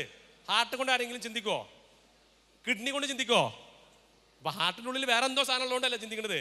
അതിന് നമ്മൾ ന്യൂറോൺസ് പറയും അല്ലേ, നാഡീ നരമ്പുകൾ അല്ലേ. ഈ നാഡീൻ്റെ ഉള്ളിൽ, നാഡിയാണ് എന്ത് ചെയ്യേണ്ടത്? മനുഷ്യന്മാരുടെ ചിന്തകളെയും ഓർമ്മയെയും അവരുടെ ബാക്കിയുള്ള സെൻസറി ഓർഗൻസിനെയും സ്കില്ലുകളെയൊക്കെ നിയന്ത്രിക്കുന്നത് അല്ലെങ്കിൽ അതിനെ സപ്പോർട്ട് ചെയ്യുന്നത്. അപ്പോൾ ഈ നാഡി നരമ്പുകൾക്കിടയിലാണ് ഇതിൻ്റെയൊക്കെ മെമ്മറികൾ സൂക്ഷിക്കുന്നത്. തലൻ്റെ ഉള്ളിൽ ഒരുപാട് ന്യൂറോൺസ്, ബില്യൺസ് ഓഫ് ന്യൂറോൺസ് ഉണ്ട്. ഈ ന്യൂറോൺസിലൊക്കെ എന്ത് ചെയ്യും? ഇപ്പോൾ ഞാനിവിടെ കാണുന്നു, ഇവിടെ ഒരു ഫാന് ഇവിടെ കറങ്ങുന്നുണ്ട്. ഈ ഫാന് ഞാൻ കാണുന്നതോട് കൂടിയിട്ട് എൻ്റെ തലയിലെ ന്യൂറോൺസ്, പല ന്യൂറോൺസ് വർക്ക് ചെയ്തു. എന്തൊക്കെയാണ്? എൻ്റെ ആ ഫാൻ്റെ കളറുണ്ട്, ആ കളർ സൂക്ഷിക്കാൻ ഒരു ന്യൂറോൺ ഉണ്ട്. ആ ഫാനിൻ്റെ വലിപ്പം സാധാരണ കാണേണ്ട ഫാനല്ല, ഇത് വലിയ ഫാനാണ്. അപ്പോൾ ആ ഫാനിൻ്റെ എന്ത് സൂക്ഷിച്ചു. പിന്നെ ഞാൻ അതിനോട് നടന്നു പോകുമ്പോൾ കാറ്റടിക്കും. അപ്പോൾ ഞാൻ ആ നടന്നു കൊണ്ടടി കൂടി എൻ്റെ മൈൻഡിലേക്ക് സാധനം വരും, ഇങ്ങനത്തെ ഒരു വലിയ ഫാൻ വെച്ചാൽ നല്ല കാറ്റ് കിട്ടും. അത് എനിക്ക് കിട്ടുന്നൊരു അറിവാണ്, അത് സൂക്ഷിക്കും. അങ്ങനെ ഓരോ ബില്യൺ കണക്കിന് കോടാനുകോടി ബില്യൺസ്, കോടാനുകോടി ന്യൂറോൺസിൻ്റെ ഓരോ ന്യൂറോണിലും ഓരോ സൂക്ഷിക്കുക ചെയ്യുക. എന്നിട്ട് ഞാൻ എൻ്റെ മനസ്സിലേക്ക് എന്ത് ചെയ്യണം, ഇത് എല്ലാം പിക്ചറും കൂടി ആ ന്യൂറോൺസ് ഉണ്ടാവും. അപ്പോൾ ഞാൻ കാണുന്ന സമയത്ത് അറ്റ് എ ടൈം ഒരുപാട് ന്യൂറോൺസ് വർക്ക് ചെയ്യും. അപ്പോൾ എനിക്ക് മനസ്സിലാവും ഇതിനെ പറ്റി. അപ്പോൾ നിങ്ങൾ നാളെ പറയാണ് PM ഓഡിറ്റോറിയത്തിൻ്റെ ഫാൻ എനിക്ക് ഓർമ്മ ഉണ്ടെന്ന് നോക്കുമ്പോൾ എൻ്റെ മൈൻഡിൽ ആദ്യം എന്ത് വരിക? ഈ ന്യൂറോൺസിൻ്റെ ഉള്ളിൽ എല്ലാ ഇൻഫർമേഷനും വന്നിട്ട് എൻ്റെ മൈൻഡിലേക്ക് ഈ ഇൻപുട്ട് തരും. അപ്പോൾ മനസ്സിലായി PM ഓഡിറ്റോറിയത്തിൻ്റെ ഫാനിലെ പ്രത്യേകത എന്താ മനസ്സിലായി. ഇതാണ് അങ്ങനെ ഓരോ മൈനോട്ട് ഒരാളുടെ മനസ്സിൽ ഒരു ദിവസം 80,000-ലധികം തോട്ട്സ്, ചിന്തകൾ വരുന്നുണ്ട്. ഈ ചിന്തകളൊക്കെ വരുന്നത് ഈ പറയപ്പെട്ട ന്യൂറോൺസിൻ്റെ ആണ്, ഈ കോഡിന് കടക്കിനുള്ള ന്യൂറോൺസിൻ്റെ ഭാഗത്തുനിന്നാണ്. അപ്പോൾ എന്താ ശാസ്ത്രജ്ഞന്മാർ ചെയ്തെന്താ അറിയോ? അതിലൊക്കെ പോയിന്റ് ശാസ്ത്രജ്ഞന്മാർ ചെയ്തെന്ന് വെച്ചിട്ടുണ്ടെങ്കിൽ ഈ ചിപ്പിൻ്റെ ഉള്ളിൽ, ചെറിയ ചിപ്പിൻ്റെ ഉള്ളിൽ ഈ പറയപ്പെട്ട പോലെ ന്യൂറോൺസ് പോലത്തെ കുറേ സംഭവങ്ങൾ ഉണ്ടാക്കി. എന്നിട്ട് മനുഷ്യന്മാർ ചിന്തിക്കുന്ന മെത്തേഡിൽ ഈ ചിപ്പിനെ ചിന്തിക്കാൻ വേണ്ടി പഠിപ്പിച്ചു. അപ്പോൾ സ്വാഭാവികം എന്തായി? മനുഷ്യന്മാർ പല ചിന്തിക്കുന്ന അതേ പേഴ്സ്പെക്റ്റീവിൽ ചിന്തിച്ചു. അതാണ് ചാറ്റ് GPT യോട് നിങ്ങളെ കുറിച്ച് പറയാൻ പറഞ്ഞാൽ, ഇപ്പം നിങ്ങൾ ആൾറെഡി കുറേ ചാറ്റ് GPT യോട് ചെയ്തിട്ടുണ്ടെങ്കിൽ നിങ്ങൾ ചാറ്റ് GPT ചോദിക്കണേ എന്നെ പറ്റി പറയുമെന്ന് പറഞ്ഞാൽ ചാറ്റ് GPT നിങ്ങളെ പറ്റി വിശദീകരിച്ച് തരും. കാരണം എന്താ? നിങ്ങൾ അതുവരെ കൊടുത്ത ഇൻപുട്ട് ഇതുപോലെ ഓരോ സ്ഥലത്ത് സേവ് ചെയ്തിട്ട് അത് നിങ്ങൾക്ക് എടുത്തു തരാണ്.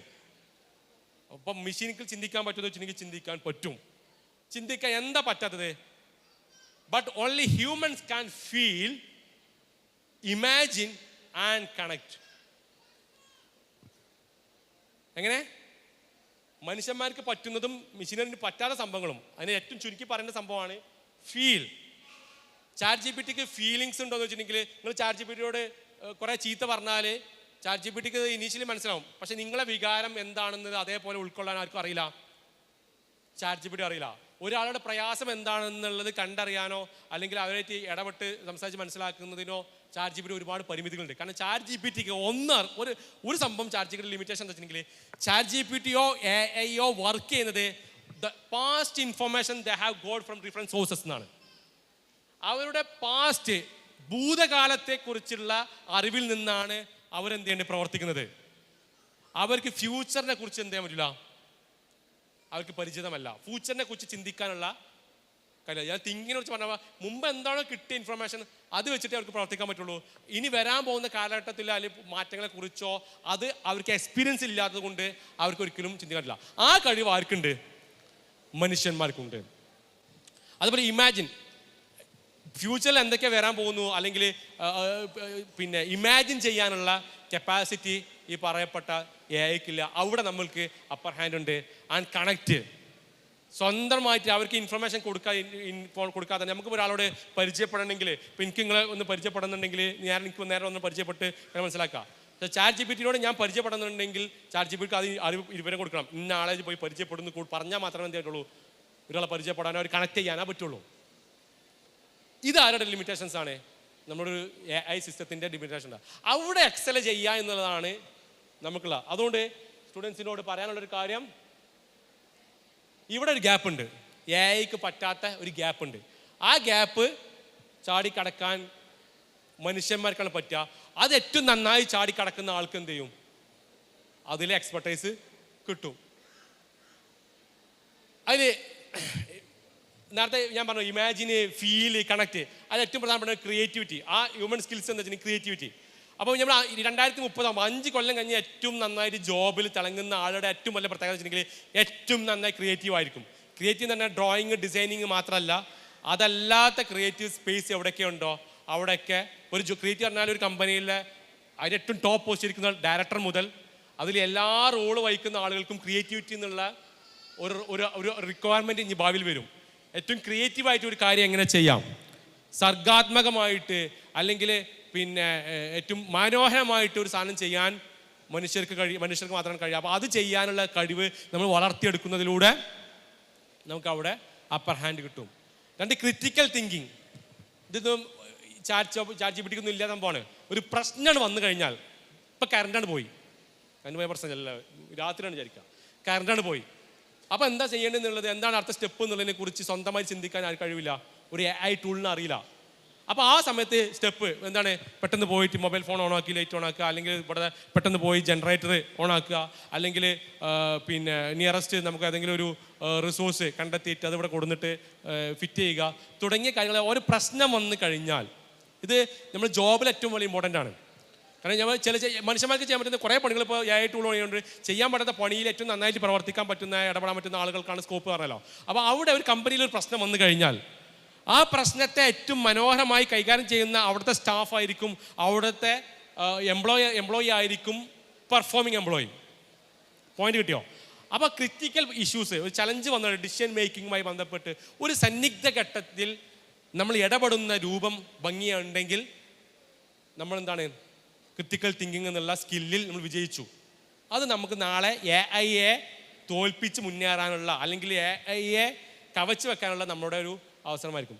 എമ്പതി നമ്മൾ ജോബിൽ പോകുമ്പോൾ ഏറ്റവും ഇമ്പോർട്ടൻ്റ് ആയിട്ട് നമ്മൾ കൈകാര്യം ചെയ്യേണ്ട സംഭവമാണ് എമ്പതി എന്നുള്ളത്. കാരണം കുറേ കാര്യങ്ങൾ മെഷീന് കൊണ്ട് തന്നെ മെഷീന് ചെയ്യാൻ പറ്റാത്ത അല്ലെങ്കിൽ മെഷീനുമായി ബന്ധപ്പെട്ട കാര്യങ്ങൾക്ക് അപ്പുറത്ത് ഒരു ജോലി സ്ഥലത്ത് തൻ്റെ ജോലിക്കാരുണ്ടാവും.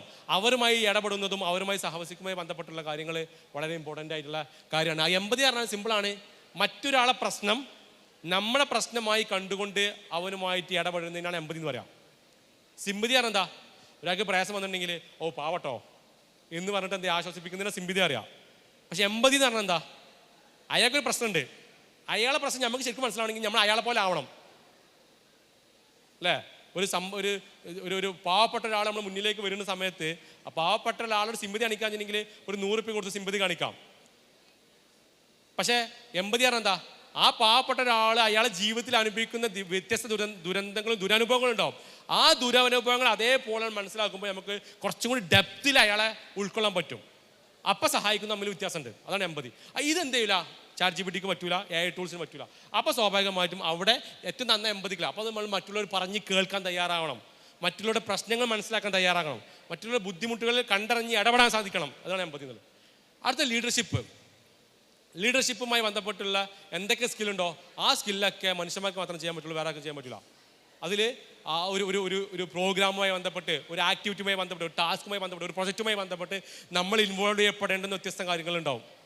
അതിനെ ഹെഡ് ചെയ്യുക, അതിനെ ഫോർകാസ്റ്റ് ചെയ്ത് പ്രോപ്പർ സ്ട്രാറ്റജിയോട് കൂടിയിട്ട് കൈകാര്യം ചെയ്യുന്നതിന് എന്ത് ചെയ്യാം? നമുക്ക് കഴിവുണ്ടെങ്കിൽ നമുക്ക് ഏറ്റവും മികച്ച റോളും അല്ലെങ്കിൽ മികച്ച കരിയറും ലഭിക്കും. സ്റ്റോറി ടെല്ലിങ്, ഒരു പ്രശ്നത്തെ ഏറ്റവും മനോഹരമായിട്ട്, അതാണ് കമ്മ്യൂണിക്കേഷൻ. അത് തന്നെ നന്നായിട്ട് സംസാരിക്കാൻ കഴിയുക. നമ്മുടെ കമ്പനിയിലെ ഒരു പ്രൊജക്റ്റിൻ്റെ അവതരണത്തിലോ ഒരു ഡിസ്കഷനിലോ അല്ലെങ്കിൽ നമ്മുടെ ടീമേഴ്സിനായിട്ടുള്ള ഒരു ഇടപെടലോ ഏറ്റവും നന്നായിട്ട് സംസാരിക്കാൻ കഴിയുന്ന ആളുകളുണ്ടെങ്കിൽ, കാരണം അവിടെ മെഷീന് കുറേ കാര്യങ്ങൾ ചെയ്യുന്നുണ്ട്, പക്ഷെ മെഷീന് ചെയ്യാൻ പറ്റാത്ത കുറേ കാര്യങ്ങൾ നമ്മൾ ഇടപെടാൻ വേണ്ടി വരുമ്പോൾ ഏറ്റവും നന്നായിട്ട് കമ്മ്യൂണിക്കേറ്റ് ചെയ്യാൻ പറ്റുന്ന, അതൊരു വാട്സപ്പ് മെസ്സേജ് മുതൽ, ഒരു ഇമെയിൽ മുതൽ, വാട്സപ്പ് മെസ്സേജ് മുതൽ, സോഷ്യൽ മീഡിയയിലുള്ള കമ്മ്യൂണിക്കേഷൻ മുതൽ, വെർബൽ സംസാരം, വായ കൊണ്ട് സംസാരിക്കുന്നത് വരെയുള്ള എല്ലാ ടൈപ്പ് കമ്മ്യൂണിക്കേഷനിലും നമ്മൾക്ക് അപ്പർ ഹാൻഡ് ഉണ്ടായിരിക്കണം. ഇല്ലെങ്കിൽ അവിടെ അത് പറ്റുന്ന ആളുകളേക്കാളും നമ്മുടെ ജോബ് റീപ്ലേസ് ചെയ്യപ്പെടുക. അപ്പോൾ ഇങ്ങനെയുള്ള സ്കില്ലുകൾ നേടിയെടുക്കുക. ഇതിൽ എന്താണ് എനിക്ക് കുറവുള്ളത്? ഞാൻ ക്രിയേറ്റിവിറ്റിയിൽ കുറച്ച് കുറവാണെങ്കിൽ ഞാൻ ക്രിയേറ്റിവിറ്റി കൂട്ടാളെ പണിയെടുക്കണം. നിങ്ങൾക്ക് കമ്മ്യൂണിക്കേഷൻ പ്രശ്നമാണെങ്കിൽ അതിന് പണിയെടുക്കണം. നമുക്ക് എമ്പതി കുറവാണ്. എന്താണ് എമ്പതി എന്ന് മനസ്സിലാക്കിയിട്ട് അതിൽ ഇടപെടണം.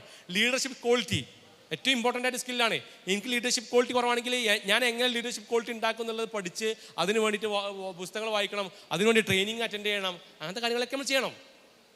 ഞാൻ വളരെ ഇമ്പോർട്ടൻ്റ് ആയ സീരിയസ് ആയ കാര്യമാണ് ഈ പറഞ്ഞത്. ഇതിലാണ് ചെയ്യാൻ പറ്റും. അപ്പോൾ നമ്മൾ ലിങ്ക്ഡിൻ സ്കിൽസിൽ ലിങ്ക്ഡിന് പോയില്ലേ, ലിങ്ക്ഡിൻ പ്രൊഫൈൽ എല്ലാവർക്കും ഇല്ലേ, സ്റ്റുഡൻസിനൊക്കെ ഉണ്ടാവും. ലിങ്ക്ഡിനിലാണ് കുറേ ജോബുമായി ബന്ധപ്പെട്ട ഡിസ്കഷൻസ് നടക്കുക. അപ്പോൾ ഏറ്റവും സ്കില്ലുമായി ബന്ധപ്പെട്ട് അതിൻ്റെ 4 തരത്തിലായിട്ട് ഡിവൈഡ് ചെയ്തിട്ടുണ്ട്. ഒന്ന് പ്രിവലൻ്റ് ആൻഡ് സ്റ്റേബിൾ, എന്നും ആവശ്യമുള്ള, അതിൽ പറഞ്ഞത് ലോകാവസാനം വരെ ആവശ്യമുള്ള സ്കില്ലുകൾ. അങ്ങനെ ചില സ്കില്ലുകളുണ്ട്. പ്രിവലൻ്റ് ആൻഡ് ഗ്രോയിങ്, അതായത് ഒന്നാമത്തെ സ്കില്ല് പറഞ്ഞാൽ എന്നും ഒരുപോലെ ആവശ്യമുള്ള സംഭവമാണ്, മുമ്പുള്ളപ്പോൾ തന്നെ ഇപ്പോൾ ആവശ്യമാണ്. ആ പെർസ്പെക്റ്റീവിൽ പ്രിവലൻ്റ് ആൻഡ് സ്റ്റേബിൾ. അതുണ്ടെങ്കിൽ ഓൻ എവിടെയെങ്കിലും എത്തുമെന്ന് അറിയാം, കാരണം ഓൻ അതുണ്ട്. അതിപ്പോൾ ഓൾറെഡി ഉണ്ടെങ്കിൽ ഓന് അത്യാവശ്യം നന്നായിട്ട് പെർഫോം ചെയ്യാനുള്ള സ്കോപ്പ്, സ്പേസ് ഉണ്ട്. പ്രിവലൻ്റ് ഗ്രോയിങ് ആണെങ്കിൽ അത് വളരെ റെലവൻ്റ് ആയിട്ടുള്ള സംഭവമാണ്, ആവശ്യം ഭാവിയിലേക്ക് ഒരുപാട് ആവശ്യം സംഭവമാണ്, സ്റ്റിൽ ഗ്രോയിങ് ആണ്. ഗ്രോയിങ് ഇൻ ദ സെൻസ് പിന്നെ അത് വളർന്നുകൊണ്ടേ ഇരിക്കുകയാണ്. അതെന്താ വെച്ചാൽ അതിങ്ങനെ അപ്ഡേറ്റ് ചെയ്തുകൊണ്ടേ ഇരിക്കണം, നിരന്തരം അപ്ഡേറ്റ്. നാളത്തെ എന്താണ് ആ സ്കില്ല് ആവശ്യം ഇത് നമുക്കറിയില്ല. ആ മേഖലയിൽ നമ്മൾ പഠിച്ചുകൊണ്ടേ ഇരിക്കേണ്ട, അതാണ് രണ്ടാമത്തെ. മൂന്നാമത്തെ ലിമിറ്റഡ് ആണ് സ്റ്റേബിൾ. ലിമിറ്റഡ് ആണ്, എല്ലാവർക്കും കൂടി ആ സ്കില്ല് ആവശ്യമില്ല, കുറച്ച് ആളുകൾക്ക് ആ സ്കിൽ ഉണ്ടായാൽ മതി, അത് ഏകദേശം സ്റ്റേബിൾ ആണ്. ലിമിറ്റഡ് ആണ് ഗ്രോയിങ്, കുറച്ച് ആളുകൾക്ക് ആവശ്യമാണ്, എന്നാൽ അത് ഗ്രോ ചെയ്തുകൊണ്ടിരിക്കണം. അപ്പോൾ നമുക്ക് ഒന്നാമത് നോക്കുക, പ്രിവലൻ്റ് സ്റ്റേബിൾ ആണ്. ഞാൻ നേരത്തെ പറഞ്ഞ കമ്മ്യൂണിക്കേഷൻ, നന്നായിട്ട് സംസാരിക്കാൻ പറ്റുന്ന ആളാണെങ്കിൽ എവിടെ പോയാലും എന്തെങ്കിലുമൊക്കെ ഓൻ എത്തിപ്പെടാൻ പറ്റും.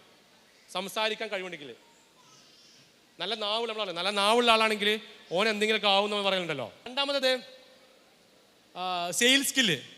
സെയിൽസ്, അവിടെയാണ് നമ്മൾ ഡിജിറ്റൽ മാർക്കറ്റിങ്ങും അതുമായി ബന്ധപ്പെട്ട കാര്യങ്ങൾ നോക്കണ്ടേ. സെയിൽസ് ഒരു സംഭവം. കാരണം ലോകാവസാനം വരെ കച്ചവടം നടക്കണമല്ലോ. ലോകാവസാനം വരെ ആൾക്കാർ ഭക്ഷണം കഴിക്കണം. ഭക്ഷണം കഴിക്കണമെങ്കിൽ അത് വിൽക്കണമെങ്കിൽ വിൽപ്പനയുമായി ബന്ധപ്പെട്ടുള്ള സെയിൽസ് ആക്ടിവിറ്റീസിലേക്ക് പോകണം. അപ്പോൾ അതിന് ഉപയോഗിക്കുന്ന അതിന് ഉപകരിക്കുന്ന കഴിവ് എന്നുള്ളത് വളരെ ഇമ്പോർട്ടൻ്റ് ആണ്. അത് എല്ലാ കാലത്തും ആവശ്യം. അപ്പോൾ സെയിൽസ് സ്കില്ലുള്ള ആളാണെങ്കിൽ, ഒരു സാധനം മാർക്കറ്റ് ചെയ്യുക, ആ സാധനം ഒരാളെ കൊണ്ട് വാങ്ങിപ്പിക്കാൻ കഴിവുള്ള ആളാണെങ്കിൽ ഓൻ എന്ത് ചെയ്യും? എല്ലാ കാലത്തും ഓൻ എന്തെങ്കിലും സ്കോപ്പ് ഉണ്ടാവും. മൂന്നാമത്തെ ടൈം മാനേജ്മെൻറ്റ്. ഒരുപാട് ടൂൾസ് വരുന്നതുകൊണ്ട് ടൈമിനെ നമ്മൾ വളരെ പ്രോപ്പർലി യൂട്ടിലൈസ് ചെയ്യപ്പെട്ടില്ലെങ്കിൽ എന്ത് ചെയ്യും? നമ്മളിപ്പോൾ ടൈം മാനേജ് സിമ്പിളാണ്. നമുക്കിപ്പോൾ ഒരു പോസ്റ്റർ ഉണ്ടാക്കാൻ പണ്ട് 2 മണിക്കൂർ നിന്നത് ഇന്ന് 5 മിനിറ്റ് കൊണ്ട് ഒരു പോസ്റ്റർ ഉണ്ടാക്കാം പറ്റുമല്ലോ. അപ്പോൾ ടൈമിനെ വളരെ പ്ലാൻ ചെയ്തിട്ട് സ്ക്രൂട്ടിനി ചെയ്യുന്ന ആളുകളാണെങ്കിലാണ് എന്ത് ചെയ്യുക? നമുക്ക് ഒരുപാട് കാര്യങ്ങൾ കുറഞ്ഞ സമയം കൊണ്ട് ഒരുപാട് കാര്യങ്ങൾ ചെയ്യാൻ പറ്റുക. അത് ചെയ്യാനുള്ള കഴിവുള്ള ആളാണെങ്കിൽ, ടൈം മാനേജ് സ്കില്ലാണെങ്കിൽ ഓൻ എല്ലാ കാലത്തും പറ്റും. കാരണം ഓൻ എല്ലാ കാലത്തും എന്ത് ചെയ്യാൻ പറ്റും? അതിനെ യൂട്ടിലൈസ് ചെയ്യാൻ കപ്പാസിറ്റി ഉള്ള ആളായിരിക്കും. മനസ്സിലായില്ലേ? അതെല്ലാ കാലത്തും ആവശ്യമുണ്ട്. നാലാമത് ലീഡർഷിപ്പ് സ്കില്ല്. ഈ സ്കില്ലൊക്കെ എന്ന് തുടങ്ങിയെങ്കിൽ മനുഷ്യൻ ഉണ്ടായ അന്ന് മുതലുള്ള സ്കില്ലാണ് ലീഡർഷിപ്പ് സ്കില്ലൊക്കെ. അന്നും ലീഡറുണ്ട്. രാജാക്കന്മാർ നമ്മൾ കണ്ടില്ലേ, പഴയ കാല ചക്രവർത്തിമാർ, അവരൊക്കെ അതിൻ്റെ ചരിത്രങ്ങൾ പഠിക്കുന്നത് എന്താ? അവർക്ക് ആ സ്കില്ലുള്ളതുകൊണ്ടാണ്. അലക്സാണ്ടർ ദ ഗ്രേറ്റ് എന്ന് പറയുന്നുണ്ട്.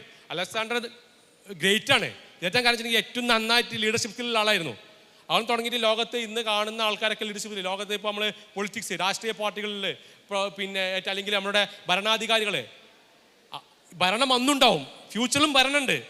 ആ ഭരണത്തിലും അവർക്ക് എന്തുണ്ട്? അപ്രഹാനുണ്ട്. ഓരോ കമ്പനിയുടെ ഹെഡിൽ ഇരിക്കുന്ന, ഓണർഷിപ്പിൽ ഇരിക്കുന്ന, ഡയറക്ടർമാരായിട്ട് ഇരിക്കുന്ന ആളുകൾ അതിലേക്ക് എത്തുന്നത് അത് സ്കില്ലാണ്. അപ്പോൾ ഞാൻ പറഞ്ഞത് ഈ സ്കില്ലാണ് കാലാകാലം ആവശ്യമുള്ളതാണ്. അത് ഏകദേശം സ്റ്റേബിളാണ്. അതിൻ്റെ ക്വാളിറ്റീസ് എന്താണെന്നൊക്കെ എല്ലാവർക്കും അറിയുന്ന കാര്യങ്ങളാണ്. അതറിഞ്ഞു വെച്ചാൽ നമ്മൾ അപ്രഹാനുണ്ട്. അതേസമയം തന്നെ മറ്റൊരുത്തെ പ്രിവലൻ്റ് ആൻഡ് ഗ്രോയിങ്, അതാണ് ഇമോഷണൽ ഇൻ്റലിജൻസ്. ഇമോഷണലി ഈ കാര്യങ്ങൾ മനസ്സിലാക്കാൻ പറ്റുക, മറ്റുള്ളവരുടെ ഇമോഷണൽ മനസ്സിലാക്കിയിട്ട് അതിൽ ഇടപെടാൻ പറ്റുക, നമ്മുടെ ഇമോഷണലിനെ നമ്മൾക്ക് കൺട്രോൾ ചെയ്യാൻ പറ്റുക. ഒരു സ്ഥലത്ത് ചീത്ത പറയേണ്ടോടത്ത് ചീത്ത പറയണം, ചീത്ത പറയാൻ പാടില്ലാത്ത ചീത്ത പറയാൻ പാടില്ല, ശബ്ദം ഉയർത്തുന്നോടത്ത് ഉയർത്തണം, ഉയർത്താൻ പാടില്ലാത്ത ഉയർത്താൻ പാടില്ല. ഇടപെടുമ്പോൾ മാന്യമായി ഇടപെടേണ്ട സ്ഥലങ്ങളിൽ മാന്യമായി ഇടപെടുന്നതിൻ്റെ രൂപങ്ങൾ എന്ത് ചെയ്യണം? വ്യത്യസ്തങ്ങളുണ്ടാകും. അറിയാം, പണ്ട് നമ്മൾ ഇപ്പോൾ ഇമോഷണലി സിമ്പിളി പറഞ്ഞാ, സോഷ്യൽ മീഡിയ കാലഘട്ടത്തിൽ ഒരാൾ ഒരു പ്രശ്നം ഉണ്ടാകുന്ന സമയത്ത് പണ്ടുണ്ടാക്കിയ അത്ര പ്രശ്നങ്ങൾ ഇപ്പോൾ അത്ര പൊതുവായിട്ട് ആൾക്കാർ ഉണ്ടാക്കില്ല. കാരണം എന്താ? പണ്ടുണ്ടാക്കിയ നാട്ടുകാർ മാത്രമേ അറിയുള്ളൂ, അല്ലെങ്കിൽ പ്രശ്നം ഉണ്ടാക്കേണ്ട ആൾക്കാർ മാത്രമേ അറിയുള്ളൂ. ഇപ്പോൾ ഒരാൾ പ്രശ്നം ഉണ്ടാക്കിയാൽ വീഡിയോ എടുക്കും, സോഷ്യൽ മീഡിയയിൽ ലോകത്തൊന്നായിട്ട് പലരും അല്ലേ? അപ്പോൾ അതുകൊണ്ട് ഇന്ന് നാട്ടിൽ വല്ല അടി നടക്കില്ല. പണ്ടത്തെ അത്ര അടി നാട്ടിലിപ്പോൾ നടക്കണില്ല. അപ്പോൾ ഇമോഷണലി നമ്മൾ എന്ത് ചെയ്യണം? നമ്മളെ കൺട്രോൾ ചെയ്യാനുള്ള ഒരു അവസ്ഥയിലേക്ക് എത്തണം. അതാണ് ഇമോഷണൽ ഇൻ്റലിജൻസ് എന്നുള്ളത്. അത് നമ്മൾ പഠിച്ച് നമ്മുടെ പ്രശ്നം എന്താണെന്നുള്ളത് മനസ്സിലാക്കി ഇടപെടാണ്. പിന്നെ ബിസിനസ് അനാലിസിസ്, ഇവിടുത്തെ സ്റ്റുഡൻസിനോട് പറയാനുള്ള കാര്യം അതാണ്. ബിസിനസ് എന്നുള്ളത് മാറിക്കൊണ്ടിരിക്കുന്ന ഒരു ഇൻഡസ്ട്രി, അല്ലെങ്കിൽ പല ട്രെൻഡുകൾക്ക് മാറിക്കൊണ്ടിരിക്കുന്നുണ്ട്. അവിടെ ബിസിനസ്സിനെ അനലൈസ് ചെയ്ത് ഒരു കമ്പനി, നമ്മൾ ജോലി ചെയ്യുന്ന സ്ഥാപനത്തിന് എന്താണ് ആവശ്യം എന്ന് മനസ്സിലാക്കി അതിന് വേണ്ട ഇടപെടൽ നടത്തുക എന്നുള്ളത് ബിസിനസ് അനാലിസിസുമായി ബന്ധപ്പെട്ടാണ്. ആ അനാലിസിസ് നമ്മൾ കൊടുക്കാൻ പറ്റുകയാണെങ്കിൽ, ഏറ്റവും നന്നായിട്ട് അനലൈസ് ചെയ്ത് സപ്പോർട്ട് ചെയ്യാൻ പറ്റുന്ന ആളാണെങ്കിൽ നമ്മൾ ഏറ്റവും നല്ല സ്റ്റാഫായിരിക്കും, അവിടെ ഏറ്റവും ആവശ്യക്കാരനായിരിക്കും. ഇപ്പോൾ കഴിഞ്ഞ ഒരു സമയത്ത് അറിയാം, ഞങ്ങൾക്ക് കണ്ടുണ്ടോ, PCS ആവട്ടെ അല്ലെങ്കിൽ മറ്റു കമ്പനികളാകട്ടെ എന്ത് ചെയ്യണം, ഒരുപാട് ആളുകളെ എന്ത് ചെയ്യുന്നുണ്ട്? പിരിച്ചുവിടുന്നുണ്ട്. AI ബന്ധപ്പെട്ട് പിരിച്ചുവിടുന്നുണ്ട്. അപ്പോൾ നിങ്ങൾക്ക് ഒരു കാര്യം മനസ്സിലാക്കാൻ പറ്റും, അവിടെ ഏറ്റവും നന്നായിട്ട് ആ കമ്പനീനെ സപ്പോർട്ട് ചെയ്യുന്നത് എങ്ങനെ? AI സപ്പോർട്ട് ചെയ്ത പോലെ സപ്പോർട്ട് ചെയ്യുന്നതല്ല, അതിനേക്കാൾ നല്ല രൂപത്തിൽ ഇമോഷണലിയും ഈ ഇൻ്റലിജൻസും വെച്ചിട്ട് അല്ലെങ്കിൽ അനാലിറ്റിക്സും വെച്ചിട്ട് സപ്പോർട്ട് ചെയ്യാൻ പറ്റുന്ന ആളുകൾ അവർക്ക് ആവശ്യമാണ്. അഡാപ്റ്റബിലിറ്റി, ഒരു സിറ്റുവേഷൻ അനുസരിച്ച് മാറിക്കൊണ്ടിരിക്കുക എന്നുള്ളത്. സിറ്റുവേഷൻ അനുസരിച്ച് മാറിക്കൊണ്ടിരിക്കുക എന്നുണ്ടെങ്കിൽ ഒരു പുതിയ ടെക്നോളജി വന്നാൽ അതിലേക്ക് പെട്ടെന്ന് എടുത്ത് ചാടാൻ പറ്റണം. ഒരു ടൂൾ വന്നാൽ, പെട്ടെന്ന് ടൂൾ വന്നു, ChatGPT പോലത്തെ, നാളെ വേറെ ടൂൾ വരും. ഇന്ന് ChatGPT ആണ് മറ്റു യൂസ് ചെയ്യുന്നത്, അല്ലെങ്കിൽ മെറ്റയാണ്, അല്ലെങ്കിൽ മെറ്റൻ്റെ AI, അല്ലെങ്കിൽ ഗ്രോക്ക് ആണ്, അല്ലെങ്കിൽ പെർപ്ലസിറ്റി ആണ്, ഇതൊക്കെ ആണെങ്കിലും നാളെ പുതിയ ടൂൾ വരും. അപ്പോൾ നമ്മൾ എന്ത് ചെയ്യണം? പെട്ടെന്ന് സ്വിച്ച് ചെയ്യാൻ പറ്റണം. ആ കാര്യം എന്താ പഠിച്ചിട്ട് അങ്ങനെ അഡാപ്റ്റബിൾ ആയിട്ട് മുന്നോട്ട് പോകുന്ന ആളുകളാണെങ്കിൽ ഇമ്പോർട്ടൻ്റ് ആണ്. അനാലിറ്റിക്കൽ റീസൺസ് പറഞ്ഞാൽ ഒരു കുറച്ച് കാര്യങ്ങൾ അനലൈസ് ചെയ്തുകൊണ്ട് അത് വെച്ചിട്ട് റീസണിങ് ചെയ്യാം. എന്തുകൊണ്ട് സംഭവിച്ചു, ഇങ്ങനെ ചെയ്തിരുന്നെങ്കിൽ അത് സംഭവിക്കില്ലായിരുന്നല്ലോ, ഇങ്ങനെ ചെയ്താൽ ഇതിനൊക്കെ ഉഷാറായിട്ട് സംഭവിക്കും എന്നുള്ളത് റീസണിങ്ങോട് കൂടിയിട്ട് അനലിറ്റിക്സ് മനസ്സിലാക്കി റീസണിങ് ചെയ്യാനുള്ളത്. ഇതൊന്നും നമ്മൾ കോളേജിൽ പോയി പഠിച്ച് മനസ്സിലാക്കേണ്ടതല്ല, നമുക്ക് സിമ്പിളായിട്ട് നേടിയെടുക്കാൻ പറ്റുന്ന സ്കിൽസാണ്. ഹാർഡ് സ്കിൽസിൻ്റെ കൂടെ നമുക്ക് ഉണ്ടായിരിക്കുന്ന സോഫ്റ്റ് സ്കില്ലിൽ പെട്ട സംഭവങ്ങളാണ് ഞാൻ പറഞ്ഞ സംഭവങ്ങൾ. താഴെ കൊടുത്തൊക്കെ ടെക്നിക്കൽ സ്കിൽസാണ്, ഞാൻ അതിലേക്ക് പോകുന്നില്ല.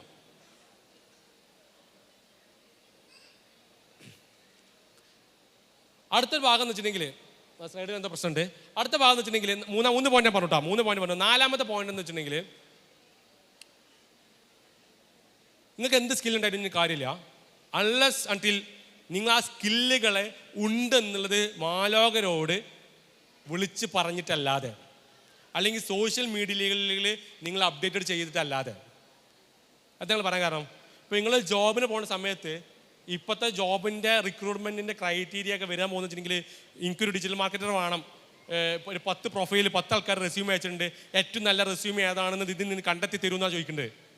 പണ്ട് നമ്മളൊരു HR-ൻ്റെ അടുത്ത് നമ്മൾ ഇൻ്റർവ്യൂ ചെയ്യുന്ന സമയത്ത് HR-നോട് ചെന്നുകൊണ്ട് സംസാരിച്ച് ഇൻ്റർവ്യൂ എന്നായിരുന്നു നമ്മൾ കണ്ടെത്തിയിരുന്നത്. ഇനിയുള്ള കാലഘട്ടങ്ങളിൽ ഇൻ്റർവ്യൂ എന്നുള്ള സാധനം സെക്കൻഡറി ആണ്. ഇൻ്റർവ്യൂ ഒബ്വിയസ്ലി ഉണ്ടാകും, സെക്കൻഡറി ആണ് ഇൻ്റർവ്യൂ. ശ്രദ്ധിച്ച് കേട്ടോ, എല്ലാവരും ശ്രദ്ധിച്ച് കേട്ടോളി. ഇൻ്റർവ്യൂ സെക്കൻഡറി ആണ്. അപ്പോൾ പ്രൈമറി എന്താ? നേരെ AI ടൂളിൽ നിങ്ങളെ പേര് കൊടുക്കും. ഇപ്പോൾ ഒരു രാകേഷ് എന്നൊരാളുണ്ട്. രാകേഷ് എന്നൊരാൾ ഡിജിറ്റൽ മാർക്കറ്റിങ്ങിന് വേണ്ടിയിട്ട് ഇൻ്റർവ്യൂവിന് വന്നിട്ടുണ്ട്. അതേപോലെ തന്നെ ഒരു 10 ആൾക്കാർ വന്നിട്ടുണ്ട്. അപ്പോൾ ഇവിടെ എന്താ ചെയ്യാം? ആ AI ടൂളിലേക്ക് നിങ്ങളുടെ പ്രൊഫൈലും നിങ്ങളുടെ റെസ്യൂമിയും ഡീറ്റെയിൽസ് ഇട്ട് കൊടുക്കും. അപ്പോൾ AI ടൂൾ എന്താ ചെയ്യുക? നിങ്ങൾ AI നിങ്ങളുമായി ബന്ധപ്പെട്ട് ഓൺലൈനിൽ അവൈലബിൾ ആയിട്ടുള്ള റിസോഴ്സ് ഉണ്ടാവും.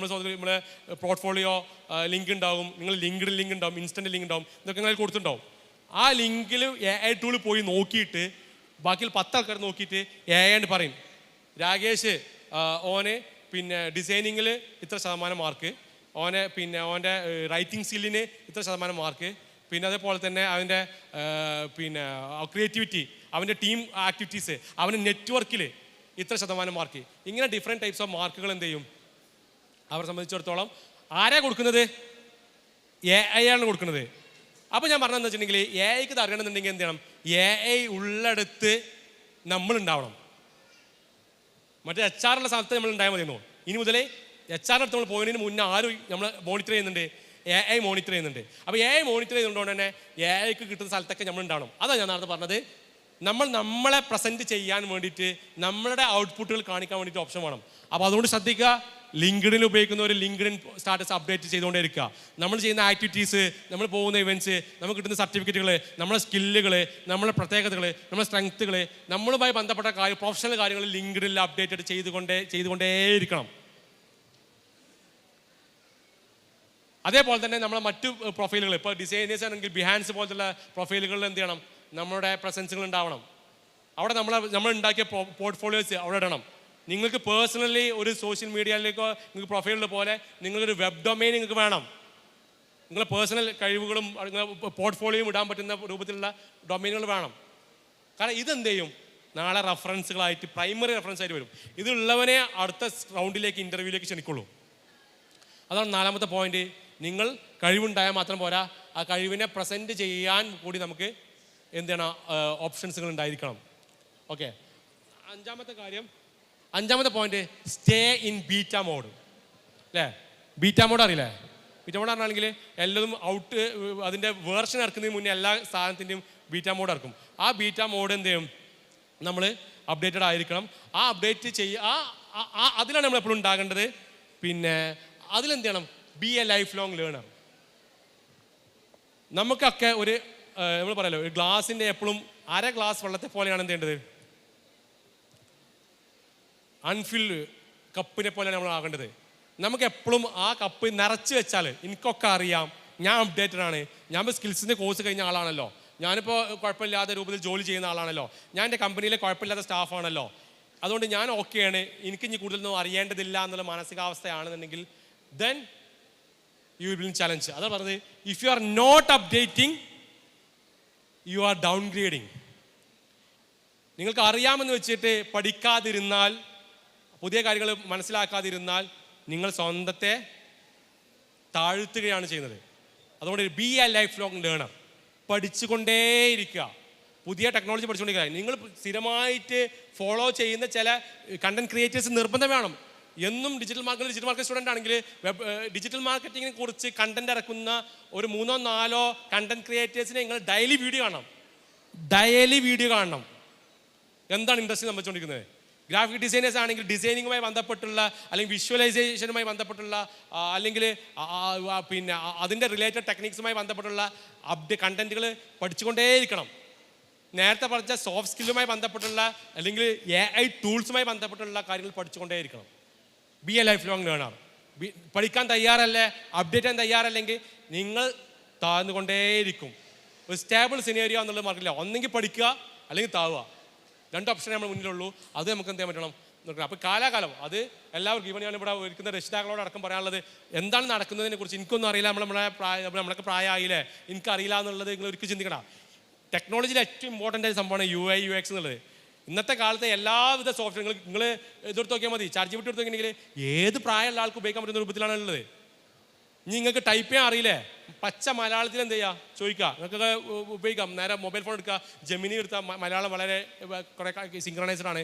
ജെമിനി എടുത്തിട്ട് ഓപ്പൺ ആക്കിയിട്ട് ലിങ്ക് ക്ലിക്ക് ചെയ്താൽ, അതിൽ ജെമിനി ക്ലിക്ക് ചെയ്തിട്ടുണ്ടെങ്കിൽ നമ്മൾ ചോദിക്കാം, എന്ത് ചോദിച്ചാലും പറഞ്ഞുതരും.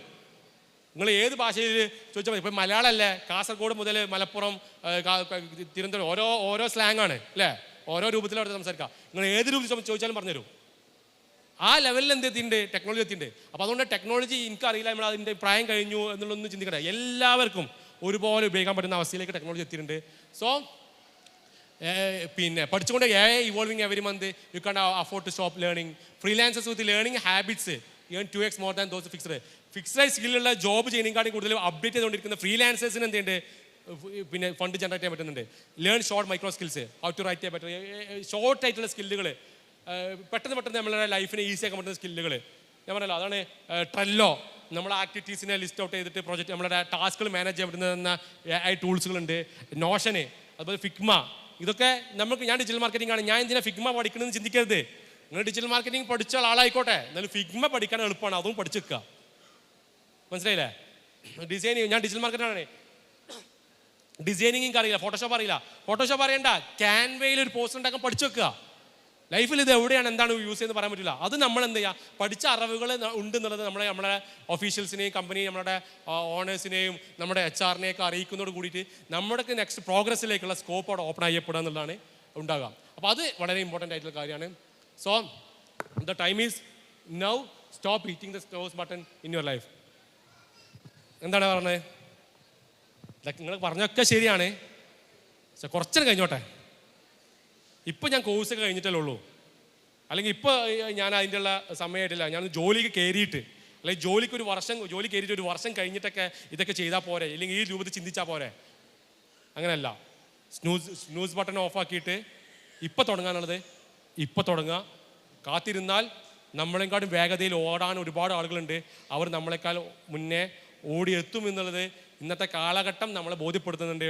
കുറേ നല്ല മികച്ച കോളേജുകളിലും പല യൂണിവേഴ്സിറ്റികളിലും പഠിച്ച അവരെ പോലെ തന്നെ ഒരു പക്ഷേ അത്ര യൂണിവേഴ്സിറ്റി വലിയ വലിയ സർട്ടിഫിക്കറ്റ് നേടാത്ത ആളുകൾ പോലും പെർഫോം ചെയ്യുന്ന ഈ കാലഘട്ടത്തിൽ നമ്മൾ ആ ലെവലിൽ എത്താൻ സാധിച്ചിട്ടില്ലെങ്കിൽ ഒബ്വിയസ്ലി നമ്മൾ മാർക്കറ്റിൽ നിന്ന് ഔട്ടാകും.